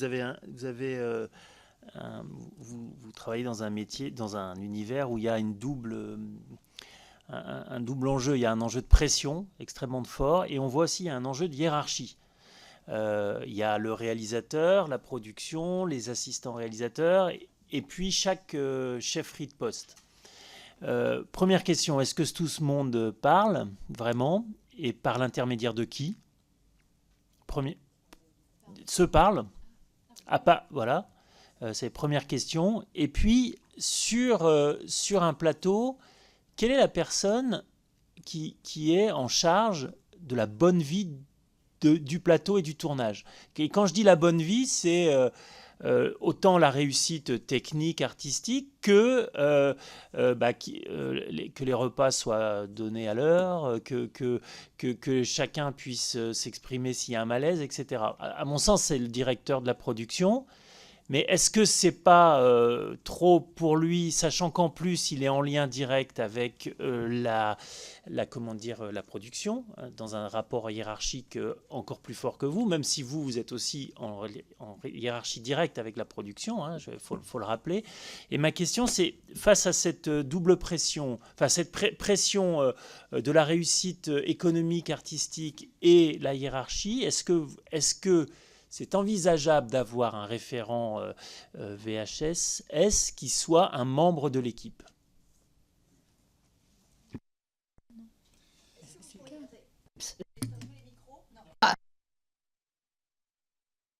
Allez-y, Monsieur Steim. Alors, ce qu'il faut comprendre, en fait, c'est qu'un film est un maillage d'un ensemble de chefs de poste dont chaque grain de sable est essentiel à la réussite du film. C'est-à-dire que personne n'est finalement responsable de tout. Nous, en tant que premier assistant réalisateur, on est un peu, autant les directeurs de production sont les chefs d'orchestre de l'intégralité de ce qui va se passer en préparation et en tournage en termes pyramidal. On arrive après pour l'organisation de ce qui va se passer sur le plateau, qu'est-ce qu'on va tourner, quoi, dans quel ordre. Mais chaque petit grain de sable, dans cette intégralité, est essentiel. Vous parlez des repas, je ne m'occupe pas des repas, c'est la régie. Si le repas moi je dis la pause déjeuner va être à telle heure, si la régie via la cantine a eu un problème, on ne mangera pas à l'heure, on prend du retard. S'il y a un souci d'un comédien de transport le matin parce que le transport arrive en retard, on prend du retard. S'il y a un souci sur un costume avec un élément qui casse et il faut remettre un coup de couture, on prend du retard. Si vous avez du souci avec le soleil qui tout d'un coup arrive et puis passe en nuage et puis revient, on prend du retard. En fait, la pression est permanente et elle peut arriver par chaque corps de métier, par chaque petit problème qui peut arriver à droite à gauche, et on est dans une espèce d'entreprise mouvante où on avance un peu tous ensemble en se tenant les bras et en essayant de faire que on arrive au bout de la journée. Et effectivement, comme vous ont dit les directeurs de production tout à l'heure, quand on arrive sur une fin de journée où il va rester un plan à faire avec un comédien qui ne sera pas là la semaine prochaine parce qu'il est sur un autre film, avec un décor que vous avez pris pour la semaine et on est vendredi soir et vous perdez le décor parce que la semaine prochaine vous changez peut-être de région ou de ville ou de pays. faut finir en fait. Et qu'on soit à la 47e heure légale ou à la 70e, en fait, on cravache tous ensemble pour finir le plan et le film. Et quand on y arrive, on est tous contents en fait. Mais cette pression, elle est tous les jours, elle est permanente, elle est toute la journée, elle est le soir, elle est les week-ends. C'est un flot continu. Il y a une anecdote qui est assez rigolote. Enfin, elle n'est pas rigolote en fait, elle est tragique. Mais la majorité des gens en fait, quand ils terminent un tournage, en fait, il y a une telle retombée de pression qu'en fait tout le monde tombe malade. Vous vous tenez avec votre corps pendant des semaines et des semaines à dormir 3 heures, 4 heures par nuit, à être sous une pression qui est dingue. Et quand le tournage se termine et qu'enfin vous relâchez tout, je sais pas, on doit être une grande majorité. C'est là que tout d'un coup on se retrouve à avoir des courbatures, qu'on se rend compte qu'en fait on s'est fait une demi-entorse, qu'on tombe malade et qu'on attrape un rhume, et le truc qui passait dans le coin. Enfin voilà, c'est classique chez nous tous, mais on tient comme ça avec l'adrénaline sur la longueur. Pour parler du référent VHSS dont vous parlez, en fait le cadre du référent, il est très défini. Un référent VHSS, il n'est pas un Superman des VHSS sur le plateau. Il est un transmetteur. On l'apprend bien en formation, parce qu'on a fait les formations, et encore comme le disait Tomine, on a encouragé nos membres, et on le fait en organisant des sessions de formation de référents, parce que la formation qui est obligatoire maintenant depuis septembre, c'était dans les avenants à la convention collective du cinéma qui ont été signés le 17 mai à Cannes, qui sont entrés en vigueur à partir du 1er septembre, qui ont été ajoutés à la convention collective du cinéma et qui ont été étendus au mois de septembre, donc applicables et obligatoires pour toutes les sociétés de production signataires ou non, donc c'est-à-dire que ça existe. Voilà. Pardon, parce qu'en fait j'ai tellement de sujets dont j'ai envie de parler que je suis en train de tous les mélanger, parce que je vais revenir sur le référent VHSS. Il est un passeur d'informations, il est un transmetteur, il est un récepteur de paroles, etc.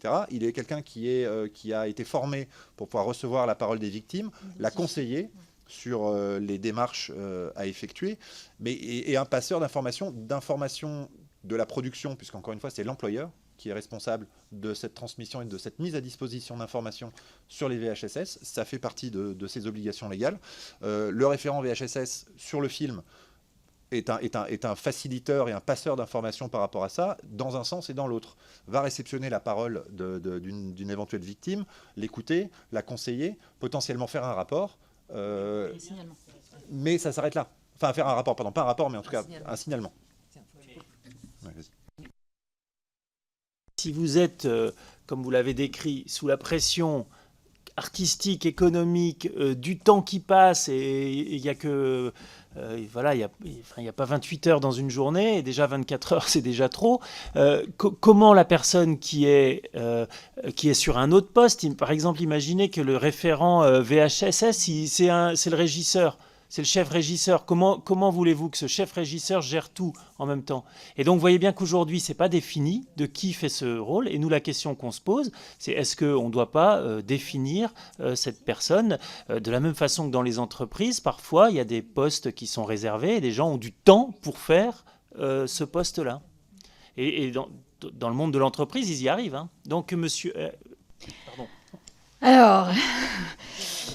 monsieur, alors, monsieur Erwan Doré, voilà. Tout à fait. Allez. Moi, de mon point de vue, c'est très bien qu'on ait des référents VHSS, c'est une évidence. Par contre, se pose le problème de l'indépendance.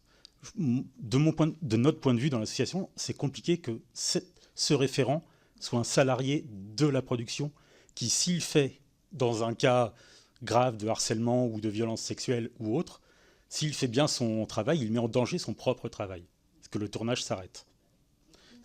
De notre point de vue, ça devrait être quelqu'un indépendant, peut-être sous le contrôle du CCHSCT, refacturé à la production, mais qui ne soit pas salarié direct de la production, parce que ça amène une pression qui est, de notre point de vue, trop compliquée, parce qu'on met en danger son propre travail, en faisant bien son travail de référent. Et il serait payé quand même. Bien sûr. Donc ça fait une personne de plus. Oui. Mais pas sur les... Non. Et alors, d'ailleurs, on a déjà eu un peu ce genre d'intervenants sur les tournages avec le Covid. On a tous eu un référent Covid, qui était donc un nouveau job créé. Il y avait une personne, voire deux, qui était en permanence là, à vérifier qu'on avait bien mis nos masques, qu'on était à bonne distance, etc., etc. Donc, entre guillemets, ces jobs nouveaux ont déjà été créés au vu de l'urgence du Covid. comme on a sur les tournages aussi un responsable écologie qui est là et qui s'assure que le tournage respecte les normes écologiques, Ça etc. fera l'objet d'une deuxième commission d'enquête. Ok, monsieur Amir Chahi. Si, vous aviez demandé la parole. Oui. Tout à fait. Est-ce que vous diriez que aux pratiques très anciennes liées à la domination masculine, principalement, qui caractérisent les actes et les cultures d'agression sexuelle et de viol,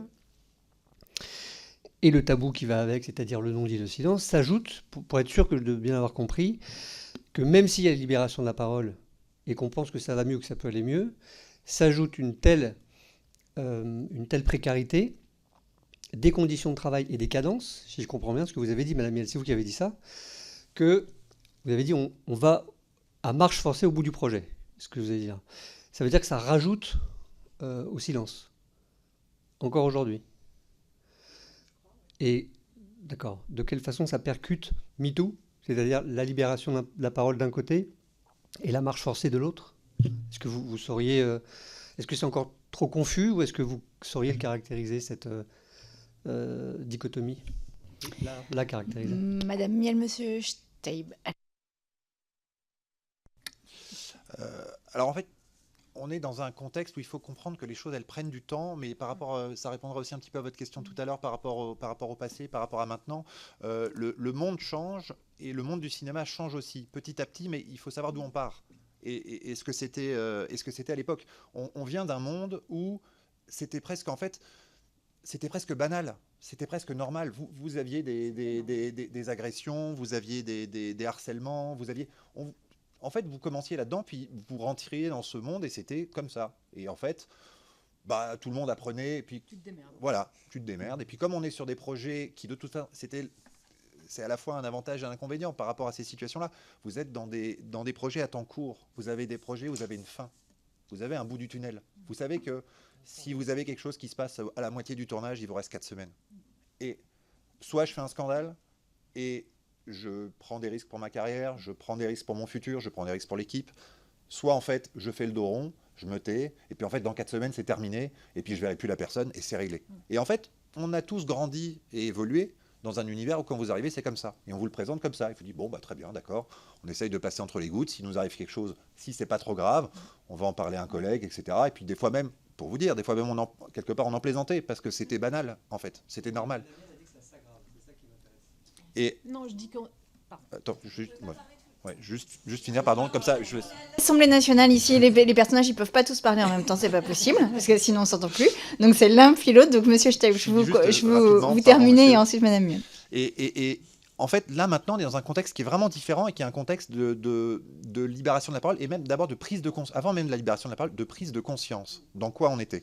En faisant les formations de référents VHSS, en mettant des mots sur les choses, en apprenant des définitions, que des choses ne sont pas, en suivant par exemple des harcélomètres ou des violentomètres qui vous montrent ces choses-là, en fait on découvre que des situations qui étaient en fait banales, dont on parlait presque plus même, qui étaient le bas de ces échelles de signalement et de ces facteurs de risque, en fait, ah tiens, c'était pas des situations normales, ah tiens, en fait ça ne devrait pas arriver. Et plus on est nombreux à apprendre ça et à découvrir ça, c'est pour ça que nous, on milite pour la formation des gens par rapport à ça. Parce que plus il y aura un maillage, et la formation de référent VHSS est très bien, par différents organismes, elle dure 2 jours, elle est très bien, dans le sens, pas forcément pour devenir référent VHSS, mais l'important, je pense, c'est d'avoir un maillage de gens qui savent, de gens qui ont compris, et tous les retours qu'on a de ces formations de gens qui l'ont faites, c'est « j'ai découvert plein de choses, tout le monde doit la faire », on prend même un recul sur sa vie à soi, sans forcément avoir commis des choses, en se disant tiens, peut-être que dans ces situations-là, je n'ai pas fait attention à ce que la personne pouvait ressentir en face.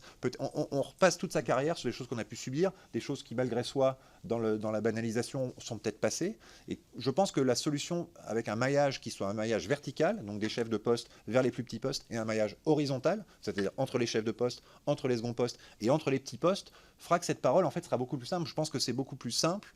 Et ça me viendra par exemple beaucoup plus à l'esprit maintenant, enfin ces jours-ci, ces années-ci, de demander au plus petit poste de mon corps de métier, à l'auxiliaire de réalisation, au 3e assistant, qui a transporté un comédien, par exemple, est-ce que ça a été? Est-ce que ça allait? Est-ce que ça va? Est-ce que comment Comment ça se passe? Est-ce que tu as rencontré des difficultés? Ce qui avant aurait peut-être été moins le cas.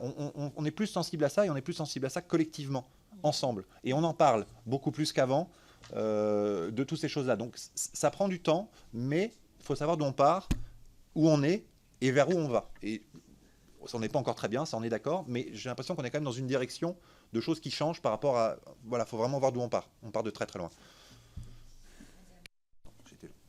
Oui, je voulais juste dire, je disais pas que la situation s'aggravait, je disais juste que les conditions actuelles dans lesquelles on exerce nos métiers sont un frein à la mise en pratique de tous ces outils qui existent et qui sont auxquels je pense qu'il va falloir laisser un peu de temps pour qu'on se rende compte nous aussi sur le terrain s'ils sont effectifs ou pas, parce que c'est quand même très récent tout ça.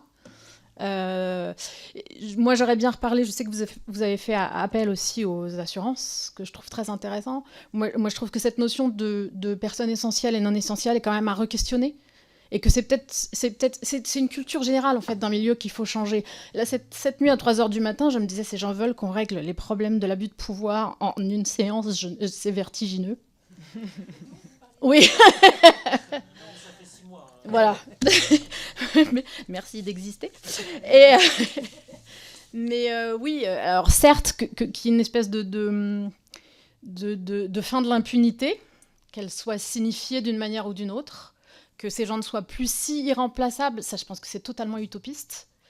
Et que peut-être nous, on le soit un peu moins remplaçable et peut-être un peu mieux protégé aussi, ne serait-ce que dans ces clauses d'assurance, qu'une personne potentiellement victime puisse être écartée d'un tournage en gardant son salaire, en gardant ses heures qui sont fatidiques à l'obtention de notre statut.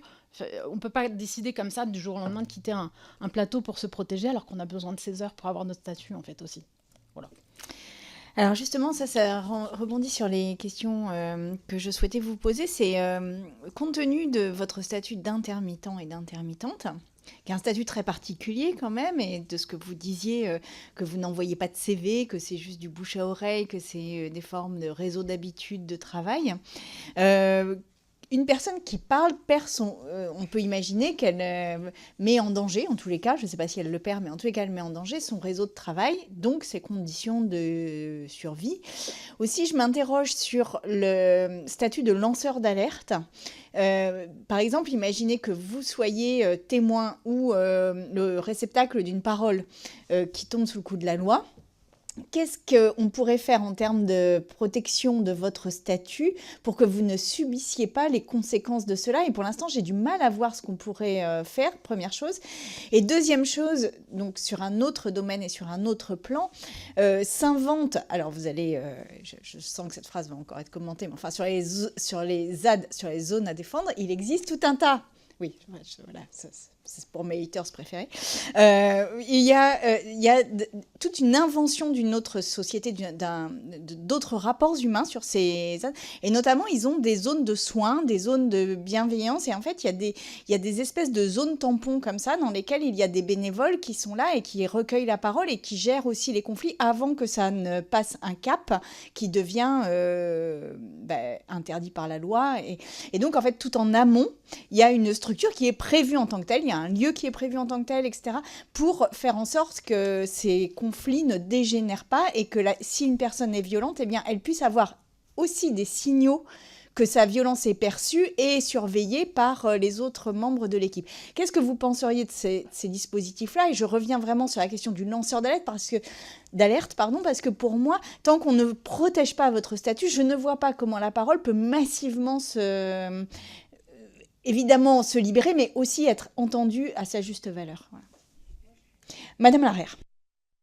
Alors, moi, concernant le lanceur d'alerte et la protection, je pense que ça va plus venir, comme on disait, avec le temps aussi, si on continue à conscientiser tout le monde et en fait arrêter d'être dans un silence pour pouvoir en fait faire groupe et faire force justement contre les harcèlements, contre les abus, parce qu'on n'est jamais à l'abri en fait d'être témoin de quelqu'un et de vouloir donner l'alerte, et on n'est jamais à l'abri du coup de prendre des risques quand on a nos carrières. Mais si tout le monde en fait avait suivait une formation, était conscient aussi des risques, des droits, des devoirs de chacun dans un tournage, il y aurait beaucoup plus de conscience collective pour protéger une victime et aussi pour pointer du doigt un auteur qui ne serait pas dans plus dans la solidarité. Je pense que c'est la mise en place qui commence à se mettre en place aussi, on le voit, qui prend du temps, ça c'est sûr,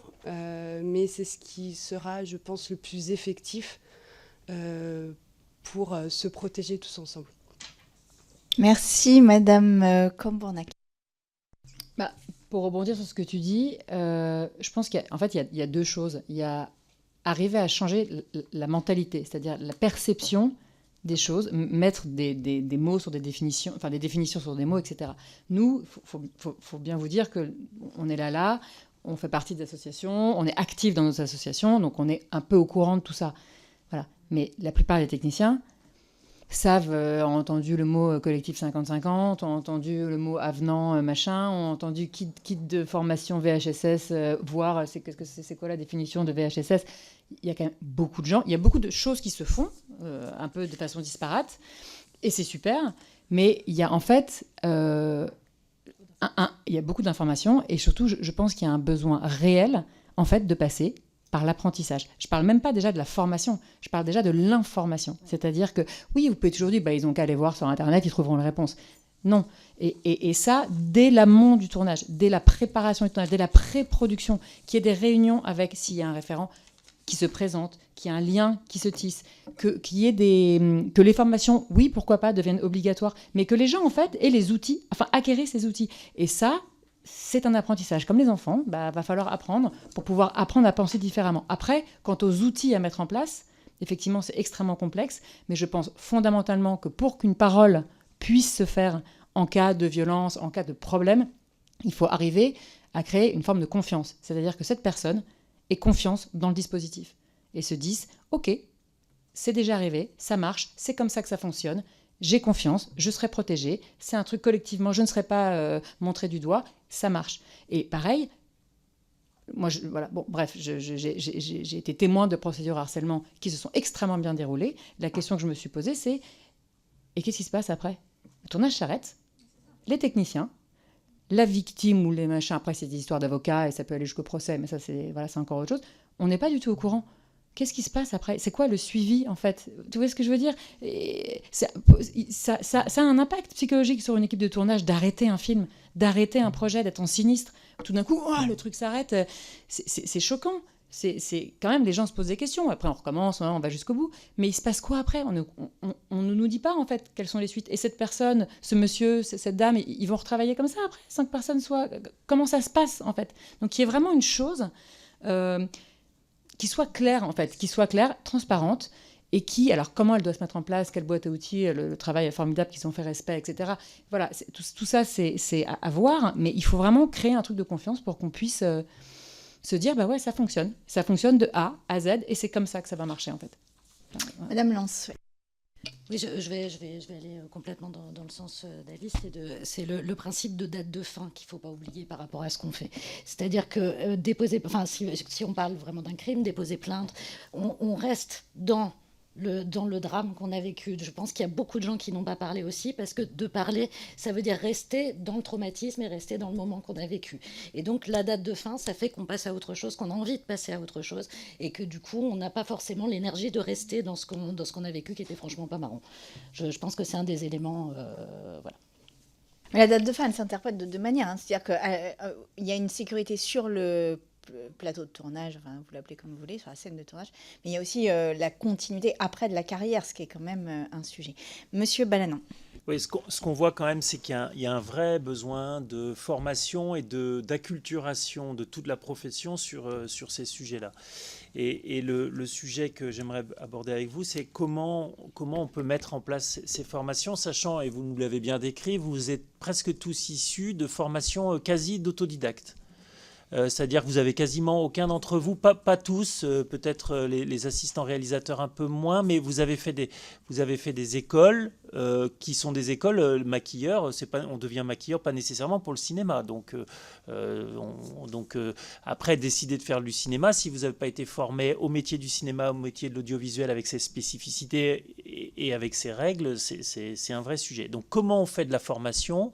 Est-ce que vous pensez que dans les formations initiales, qui sont peu nombreuses justement, on devrait y avoir des renforcements de ces formations-là? Et ensuite, tout au cours de votre vie, est-ce que vous pensez que à chaque film, c'est des choses qui devraient vous être rappelées? Comment? Par quel mécanisme? Est-ce que c'est une réunion avec toute l'équipe où on explique? Est-ce que c'est des brochures? Est-ce que c'est la capacité aussi pour chacun et chacune de passer un coup de téléphone à... Bon, on sait qu'il y a audience, mais voilà. Et moi, je reviens quand même sur cette question des référents et d'une personne référente du bien-être sur le tournage. Aujourd'hui, je ne vois pas de personnes qui, dans les chefs de poste, aient le temps de faire ça. Donc, je reviens à cette question. Est-ce que vous ne pensez pas que ça doit être quelqu'un indépendant? Vous l'avez dit plus ou moins, mais comment? Quel type? Est-ce que c'est un métier spécifique ou est-ce que c'est quelqu'un qui habituellement peut être régisseur et sur ce film-là, parce qu'il a son expérience, il va avoir ce rôle et il sera embauché, pourquoi pas en tant qu'intermittent d'ailleurs, sur cette question-là. Voilà. La question de la formation, la question de l'acculturation à la vie ensemble, comme on l'exige d'ailleurs, comme vous l'exigez tous avec vos amis et dans votre vie non professionnelle. Comment on fait? J'ai vu plein de têtes faire comme ça. Je crois que Madame Miel, vous vouliez parler. Oui. Oui, moi je veux bien. Je voudrais bien dire aussi un truc. On va...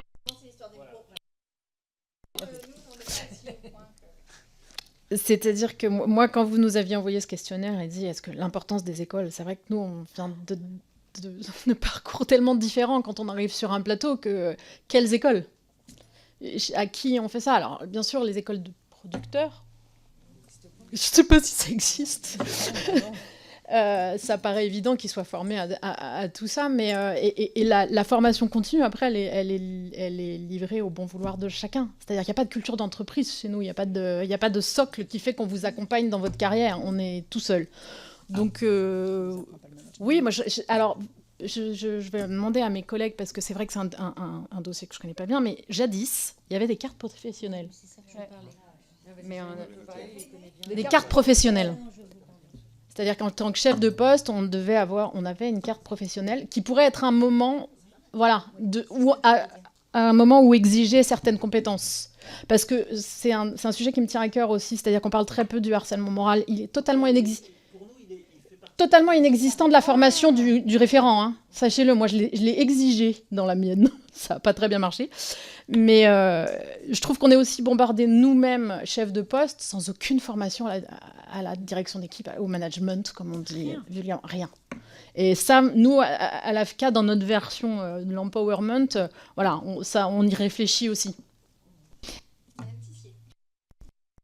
Madame Tissier. Voilà. Merci. Oui, je suis tout à fait d'accord avec ce que dit Julie, à 100%.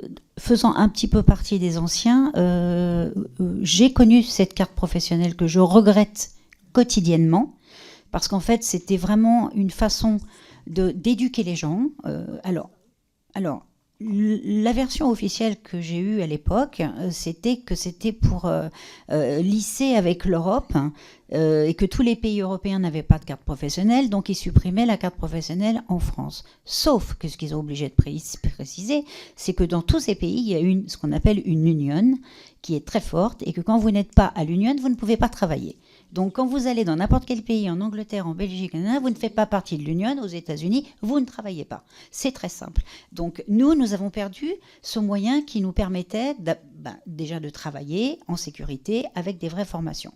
Quand vous vouliez obtenir votre carte professionnelle, vous faisiez... En tant que jeune maquilleur débutant, vous pouviez faire tout, de la mode, du clip, de la pub, être stagiaire. Enfin, disons que vous commenciez votre formation après celle de l'école, parce que la plupart des gens dans notre domaine font des écoles. Donc, moi, je pense que la formation, elle devrait commencer dès l'école. Il devrait y avoir des intervenants qui viennent dans les écoles pour expliquer aux gens les droits, comment ça fonctionne. Évidemment que tout le monde ne fera pas du cinéma, mais je peux vous dire, pour recevoir à peu près 50 CV par semaine, je pense qu'il y en a beaucoup qui espèrent faire du cinéma. Tous n'en feront pas, mais en tout cas, la volonté et le souhait est là. Donc je pense que déjà dès l'école, comme nous on peut le faire, comme on a des écoles, il faut qu'on le fasse.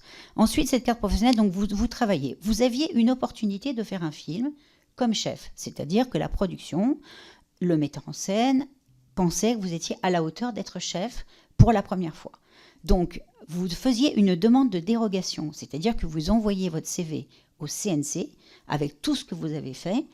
Vous demandiez donc une dérogation exceptionnelle pour être chef maquilleur sur un film. D'accord ? On vous l'accordait ou on ne vous l'accordait pas. Donc en général, vous aviez des lettres de recommandation de gens qui disaient avoir déjà travaillé avec vous, etc. Donc ça, c'était étape 1. Vous aviez votre première dérogation, vous faisiez votre film. Pour être sûr que vous étiez dans un schéma de carrière et pas que vous faisiez un film par hasard, parce que ça peut aussi arriver, quand vous faisiez un deuxième film où on vous demandait d'être chef, vous faisiez une deuxième demande de dérogation. D'accord ? Donc on vous l'accordait ou pas, selon ce qui a pu se passer sur le premier. Bon, si ça se passe bien, on vous l'accordait. Et quand vous aviez un troisième film, vous refaisiez une demande de dérogation suivie d'une réunion avec le CNC. Et vous aviez une espèce d'examen oral, on peut dire, où vous expliquiez le pourquoi du comment, quelle était votre motivation, dans quel sens vous vouliez vraiment faire votre carrière. Quand vous aviez déjà passé toutes ces étapes et que vous aviez votre carte professionnelle, je peux vous dire qu'on avait l'impression qu'on avait l'Oscar.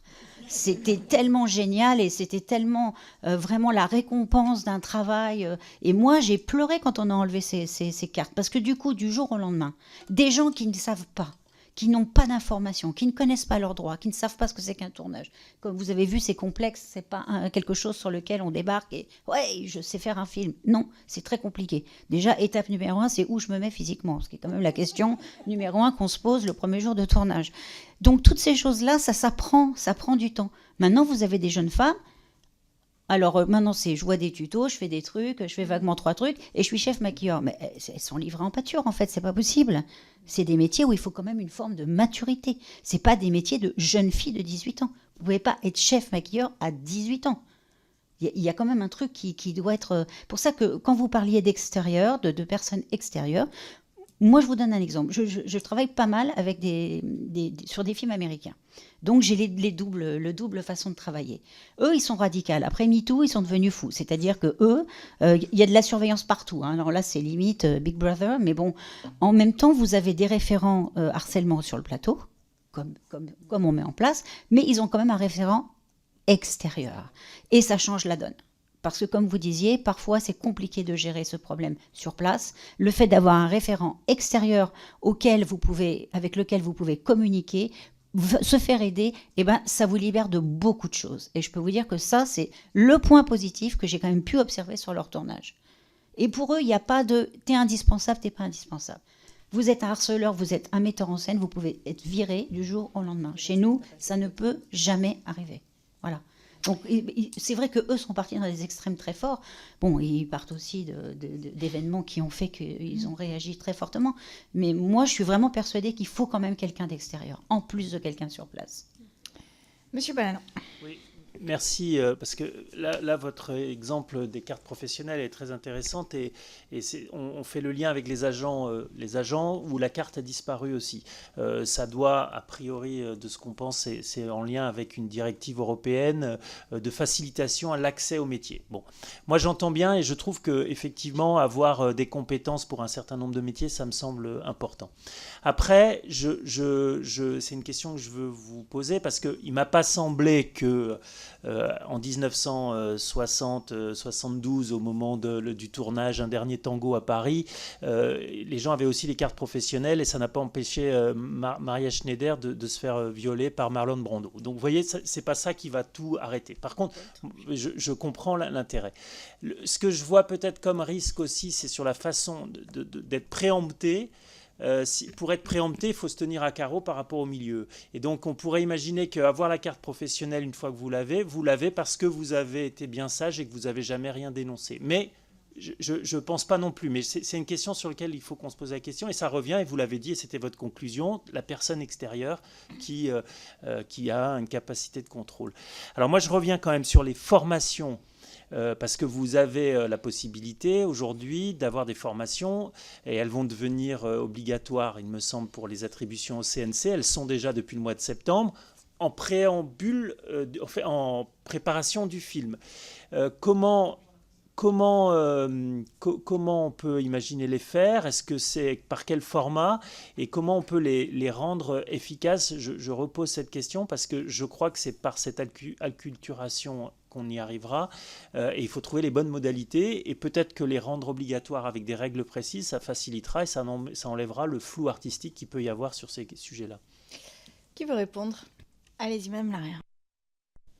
Alors moi, je pense que pour que ces formations, alors c'est bien qu'elles deviennent obligatoires. Personnellement, moi, depuis septembre, j'ai travaillé, j'ai pas encore eu de formation. Mais pour qu'elles soient obligatoires... Pardon? Mais il faudrait qu'elles soient obligatoires et systématiques pour tous les intermittents et... Ah bah, mais elle doit être obligatoire et sûrement au même titre que la CMB, donc l'attestation médicale du travail, être présentée pour pouvoir travailler en fait. Ce qui permettrait aussi peut-être d'inclure une clause dans le contrat pour pouvoir en fait servir de motif de rupture si jamais il y a un VSS qui arrive et avoir un acte une réaction beaucoup plus efficace en fait si jamais il y a des VSS qui arrivent. Parce que à partir du moment où tout le monde a eu conscience, a fait une formation, donc a été informé de ce que c'est un VSS, ce que c'est des violences, des harcèlements, à partir du moment où tout le monde connaît les droits et les devoirs d'un vivre ensemble, que tout le monde a bien conscience de ça, déjà tout le monde est plus responsable, ça peut laisser... beaucoup plus libérer la parole, parce qu'on a une conscience commune, mais d'autant plus ça engage tout le monde en fait à suivre ce qui a été appris dans ces formations. Je vais juste rajouter que entre lire un mail reçu par la prod en début de prépa, nous informant, et c'est déjà super, hein, pardon, mais ça n'existait pas avant, donc déjà c'est bravo, et d'un petit codicis, effectivement sur les feuilles de service, etc., rien ne vaut que de faire l'effort pendant 2 jours, 3 jours, d'être avec d'autres gens qu'on ne connaît pas, et d'entendre quelqu'un en présentiel vous parler d'un sujet. Et vous reconnaissez que c'est utile? Moi j'en ai fait 2. Parce que non, mais tout le monde a le droit de redoubler. Je veux pas faire la faillotte. Non, mais c'est non. Je suis lente à comprendre. Non, c'est que je l'ai fait via 2 organismes différents. Et j'en ai fait une il y a 3 ans et demi, j'en ai refait une cette année. Et je pense pas que de l'avoir fait une fois tamponne pour notre vie professionnelle la connaissance de ces choses-là. Je pense que il y a un système de récurrence pour que les choses soient intégrées. Et je pense pas qu'une fois dans sa vie où... Pour le moment, la CMB serait intéressant. On avait des visites médicales. Moi, quand j'ai démarré, c'était tous les 2 ans. Maintenant, c'est passé tous les 5 ans. Notre aptitude à être au travail. Donc, tous les 5 ans, c'est vrai qu'il s'en passe des choses en 5 ans dans nos métiers. Donc, déjà, première question, est-ce que tous les 5 ans est suffisant pour bien évaluer les risques professionnels de nos métiers ? Et deuxièmement, c'est aussi l'occasion de rencontrer des professionnels de santé, de pouvoir échanger sur ces questions. Donc, ça peut être un rendez-vous qui est le seul rendez-vous obligatoire d'un technicien aujourd'hui avant de travailler, c'est avoir cette fiche d'aptitude. Donc ça peut être aussi un biais d'entrée des choses. Monsieur Steim, Madame Larrière. Je voulais rajouter effectivement qu'avec les formations des gens, il y a... parce que on a suivi, enfin, j'ai beaucoup suivi quasiment toutes vos commissions. Je prenais mes dîners. Non, bah, je dors très peu. Je dors très peu, en fait, malheureusement. Et voilà, je vais pouvoir enfin dormir, puisque on est passé aujourd'hui, mais j'ai droit à un bon point. Alors, je vous ai entendu parler de beaucoup de choses, de rajouter des choses dans des contrats, des clauses. Alors, par exemple, j'ai entendu parler des clauses VHSS dans les contrats. C'est déjà dans l'avenant de Cannes, hein, donc c'est théoriquement déjà obligatoire et étendu depuis le 1er le septembre. Rajouter des choses en contrat, les gens ne les lisent pas majoritairement, les contrats. Alors, attends, je m'excuse, pardon, j'arrive. Mais c'est un fait. Les gens dans notre milieu n'ont pas l'habitude, d'où l'histoire de potentiellement des formations juridiques ou des choses, etc. Les gens n'ont pas l'habitude de lire leurs contrats. Les contrats font 4, 5, 6 pages, écrits en police 4. Ils cherchent dedans si leur salaire est bien respecté et les dates à laquelle ils vont travailler et ils signent. Généralement, il y a plein de clauses intérieures. On a des clauses sur... voilà, etc. Donc, l'importance, en fait, la formation, c'est quelque chose qui est très important. Et je pense que le positionnement de l'employeur et donc du producteur est extrêmement important. Et qu'une prise de position de l'employeur et du producteur, déjà, rappeler au producteur, parce qu'il y en a beaucoup qui n'ont pas vraiment tout à fait connaissance de leur statut, de rôle d'employeur, des responsabilités qu'ils ont vis-à-vis des équipes. Et ça, on l'a encore vu dans certaines auditions qu'il y a pu y avoir. Et que avoir un employeur ou un producteur qui, le premier jour de tournage ou sur une réunion de VHSS avec toute l'équipe, réunit tout le monde, se met debout devant tout le monde et dit « Chez moi, dans ma boîte, c'est politique, zéro tolérance, il ne se passera rien. » Et à la première personne qui fait une bêtise, c'est dehors, comme ça devrait être. Ça changerait beaucoup de choses sur ce que les potentiels agresseurs ou harceleurs pourraient faire et ce que les potentielles victimes pourraient se sentir soutenues derrière ça. C'est pas des longs textes, c'est pas de longs affichages ou des longs mails, mais voilà, une position claire et nette de l'employeur sur ces sujets-là, en début de tournage, serait quelque chose, à mon avis, de très efficace. Madame Larère. Oui, je voulais rebondir sur ce qu'a dit Madame Depince concernant les formations, qu'effectivement, une ne tamponnerait pas tout, mais donc pouvoir la faire régulièrement, mais également en fait avoir ces réunions post-tournage, pré-tournage. Parce que post... pourquoi pas, pour débriefer d'un tournage aussi. Pour aussi sur, par exemple, au moins un membre de chaque poste, refaire une piqûre de rappel, remettre aussi à niveau tout ce qui va être dit, tout ce qui doit être cadré en fait dans les VSS, et pour que tout le monde soit bien conscient dans chaque service en fait du tournage. Moi j'ai une peut-être dernière question parce qu'on arrive à la fin de cette audition. Est-ce que vous pensez, pour l'instant le milieu tel qu'il est, je parle du milieu évidemment, c'est un terme vague mais vous comprenez ce que je veux dire, est-ce que le milieu qui pour l'instant est complètement organisé sur de l'omerta quand même, parce qu'aujourd'hui la personne qui parle prend un risque absolument inouï et pour le projet collectif artistique et pour sa carrière personnelle. Donc en fait, c'est quand même extrêmement courageux, c'est même héroïque, voire au-delà de ça, pour les personnes qui osent prendre la parole. Donc ce milieu qui est totalement organisé autour de l'impunité en fait et de l'omerta, d'après vous, pourrait-il et est-il sur le point de se retourner et de créer ces réseaux de solidarité pour les personnes qui parlent? Est-ce qu'on en est là? Est-ce qu'on en est loin de là? Ou est-ce qu'on n'en sera jamais là? Vas-y. Moi, je pense qu'il faut Madame du temps. Lance. Il faut du temps. Parce que c'est quand même assez récent qu'on parle, enfin, que les gens parlent. Si ça fait longtemps qu'on est dans cette profession, on nous a quand même bien appris à ne pas parler. Donc, ça veut dire qu'il faut changer. Et donc, enfin, ça va paraître peut-être naïf, j'en sais rien, mais pour moi, c'est vraiment une question de temps et c'est très difficile de répondre à votre question parce que, voilà, on verra comment ça arrive. Mais vas-y, Erwan, si tu as quelque chose à ajouter. Avez-vous un scoop? Ouais. À ajouter, pas vraiment. Je pense qu'on n'a pas encore suffisamment de recul pour savoir où on en est et où on va. Je pense, pour répondre à votre question, qu'on n'en sera jamais là. Non, je pense pas. Je pense que ça prend la bonne direction. Combien de temps ça prendra? Ça, personne ne peut le dire. Mais je pense que ça prend la bonne... Déjà, l'existence de cette commission, qu'on réfléchisse tous ensemble à ce qui est à améliorer, est déjà preuve d'une évolution. On n'est plus dans le silence. On sait que ça existe. On sait qu'il y a des choses à faire. Quoi, comment? Bon, c'est à venir. Sarah Forestier nous décrivait une situation où elle avait été mise hors jeu et finalement, aujourd'hui, elle bénéficie des solidarités. Donc, c'est cette question du retournement de balancier, est-ce que vous pensez? Madame Tissier. Vas-y. C'est pas grave. Non, je voulais juste dire, il y a aussi une autre donnée, qui est que la génération d'en dessous, ils sont vachement plus politisés, vachement plus syndiqués. Les syndicats nous ont rapporté des chiffres en disant « il y a plein de jeunes ». Ils connaissent vachement mieux leurs droits, etc. Enfin, en tout cas, eux, ils ont une sacrée confiance en eux, individuellement, qu'on n'avait pas forcément à leur âge. Alors après, parfois, ça part un peu dans l'autre sens. Mais On part dans l'extrême totalement inverse. Mais quand même, ils ont... j'ai remarqué que sur des tournages où les techniciens sont jeunes, on va dire entre 25 et 35, 40, etc., les prises de parole se font beaucoup plus facilement.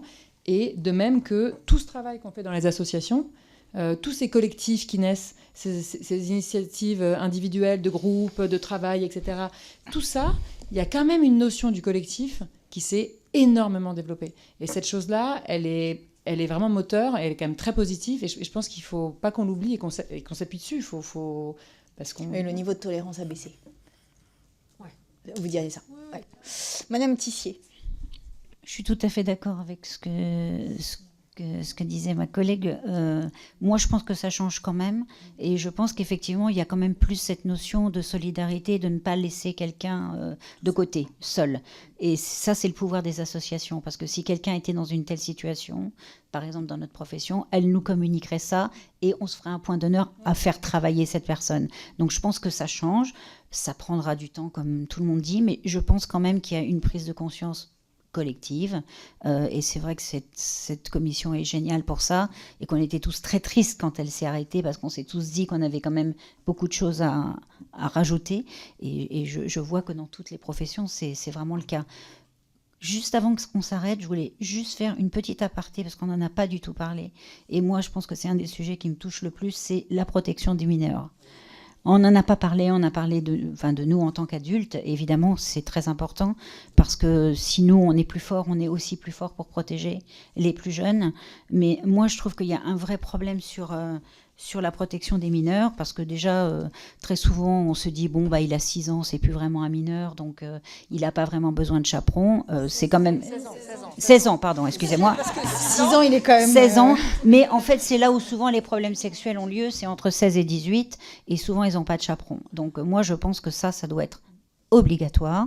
Alors peut-être que ça l'est dans les textes de loi, en tout cas, ça ne l'est pas dans les faits. Ça, c'est clair et net. Moi, je pense qu'un enfant ne peut pas affronter un tournage seul. Je suis maman, donc je sais aussi de quoi je parle. J'ai un exemple privé qui m'est arrivé. Mon fils a été repéré, manque de bol pour eux, à la sortie de l'école en casting sauvage. Et donc, ils m'ont appelé pour que mon enfant fasse le film. Bon, évidemment que j'ai commencé par dire non, qu'il ne savait pas jouer. On m'a dit non, mais c'est ça qu'on aime, comme il ne sait pas, on va pouvoir en faire un peu ce qu'on veut. Enfin, c'était un peu présenté comme ça. Bon, donc il a quand même été au casting, alors avec son père, parce qu'avec moi, ça aurait été plus compliqué. Et finalement, il décide de le prendre. Et en même temps, on reçoit le scénario où c'est un rôle assez compliqué d'un enfant isolé, maltraité. Enfin, vraiment le rôle pas tellement idéal. Hein. Et donc, on pose des questions, comment ça va se passer Ah bon non, mais la vie va faire que... Ah oui, donc en fait, vous allez maltraiter mon enfant pendant 3 mois, parce que comme ça, ce sera plus réaliste. Non, on va pas faire comme ça. Et il nous annonce que le film va se tourner à l'étranger et que les parents ont interdiction d'accompagner leurs enfants. Donc moi, je leur ai dit qu'ils avaient interdiction d'emmener le mien, en tout cas, ça c'est sûr. Donc déjà, des gens qui vous disent qu'ils vont emmener votre enfant dans un pays étranger sans parents, il y a un problème. Voilà. C'était une production française ? Oui, finalement, ils n'ont pas pu faire le film. Parce que évidemment, que beaucoup de gens ont fait suivre, voilà, ils n'ont pas trouvé d'enfant dont les parents ont dit, mais bien sûr, prenez mon enfant pendant 3 mois à l'étranger et surtout ne le ramenez pas. Donc, je veux dire, des fois, on entend des choses, je vous assure, c'est terrifiant, quoi. Moi on m'a rapporté le cas d'un jeune enfant qui avait 4 ans, donc qui tournait dans un film. Personne ne lui a expliqué ce à quoi, qu'est-ce qu'il allait faire, qu'est-ce qu'il allait se passer. Ils l'ont mis. Alors, cet enfant avait des parents. Ses parents étaient dans le couloir en train de boire des cafés, de discuter, parce que les parents très contents que leur enfant fasse partie du milieu du cinéma, parce qu'il faut aussi le dire, les parents ont une grosse responsabilité. Dans les cas dont on a parlé justement, qui ont suscité cette commission, je pense que les parents ont été extrêmement défaillants. Ça, c'est un avis personnel de maman. Donc, ils ont mis cet enfant sous une table, caché par la nappe, sans le prévenir de ce qui allait se passer, parce que toujours pour ce fameux réalisme de la spontanéité du choc de l'enfant, donc l'enfant ne savait pas ce qui allait se passer, et les 2 adultes, donc, qui étaient acteurs, ont commencé à taper sur la table, à hurler, s'insulter, simuler de se battre. Autant vous dire que l'état de l'enfant sous la table, je vous passe les détails, 1/4 de l'équipe était en larmes devant le combo en demandant et en suppliant que ça s'arrête. Donc finalement, ils ont fait qu'une seule prise. L'enfant était traumatisés, de ne pas comprendre en sidération absolue. Et donc, on est allé, un technicien est allé voir les parents en disant mais là, je pense qu'il faut que vous veniez parce que votre petit va pas bien. Et les parents disent non, mais quand il sera plus grand, on lui expliquera parce qu'en fait c'est pas si grave. Le metteur en scène est content. Il n'y avait donc pas c'est d'accompagnateur là. Il n'y avait pas d'accompagnateur. Donc moi je pense qu'on ne peut pas livrer des enfants comme ça sur un film, surtout avec des scènes compliquées, que ce soit physique, mentale. Moi j'ai fait un film sur l'inceste et on avait les parents. On avait une psychologue, on avait des gens qui ont encadré tout le film, parce qu'il y avait une jeune fille de 13 ans et un petit garçon de 5 ans qui devait subir l'inceste du père. Et je peux vous dire que ça a été fait merveilleusement bien, expliquant, rassurant, très intelligent. Bon, il n'y avait pas de scène physique, mais tout était dans la psychologie. Et je peux vous dire que ça s'est très bien passé. Donc, je pense que c'est indispensable d'imposer, mais vraiment de l'imposer, que s'il n'y a pas d'accompagnant, on ne peut pas avoir un enfant sur un tournage. Parce que ça, c'est on l'avait, trop grave. On l'avait en ligne de mire, vraiment. Et jusqu'à 18 ans. Voilà. Parce que souvent, moi, je vois, ah ben non, il a 16 ans, alors on tourne en province, et vous voyez un jeune homme ou une jeune fille de 16 ans dans un hôtel avec tout le monde, on boit des verres. Non, en fait, non. La dernière prise de parole, parce qu'il est 17h08. Pardon, ouais, Nathalie, non, c'était très important que tu le dises. On s'était tous aussi préparés à aborder la question des mineurs, mais on a fait plein de documents qu'on pourra vous transmettre de groupes de travail. Juste, évidemment, les mineurs, je veux quand même dire un petit mot, mais juste avant, je voulais vous remercier parce que très rarement, les associations professionnelles sont auditionnées, consultées, sollicitées. Et s'il y en a qui maîtrisent le terrain, ou en tout cas qui sont réunis pour échanger spécifiquement sur ces questions, c'est nous.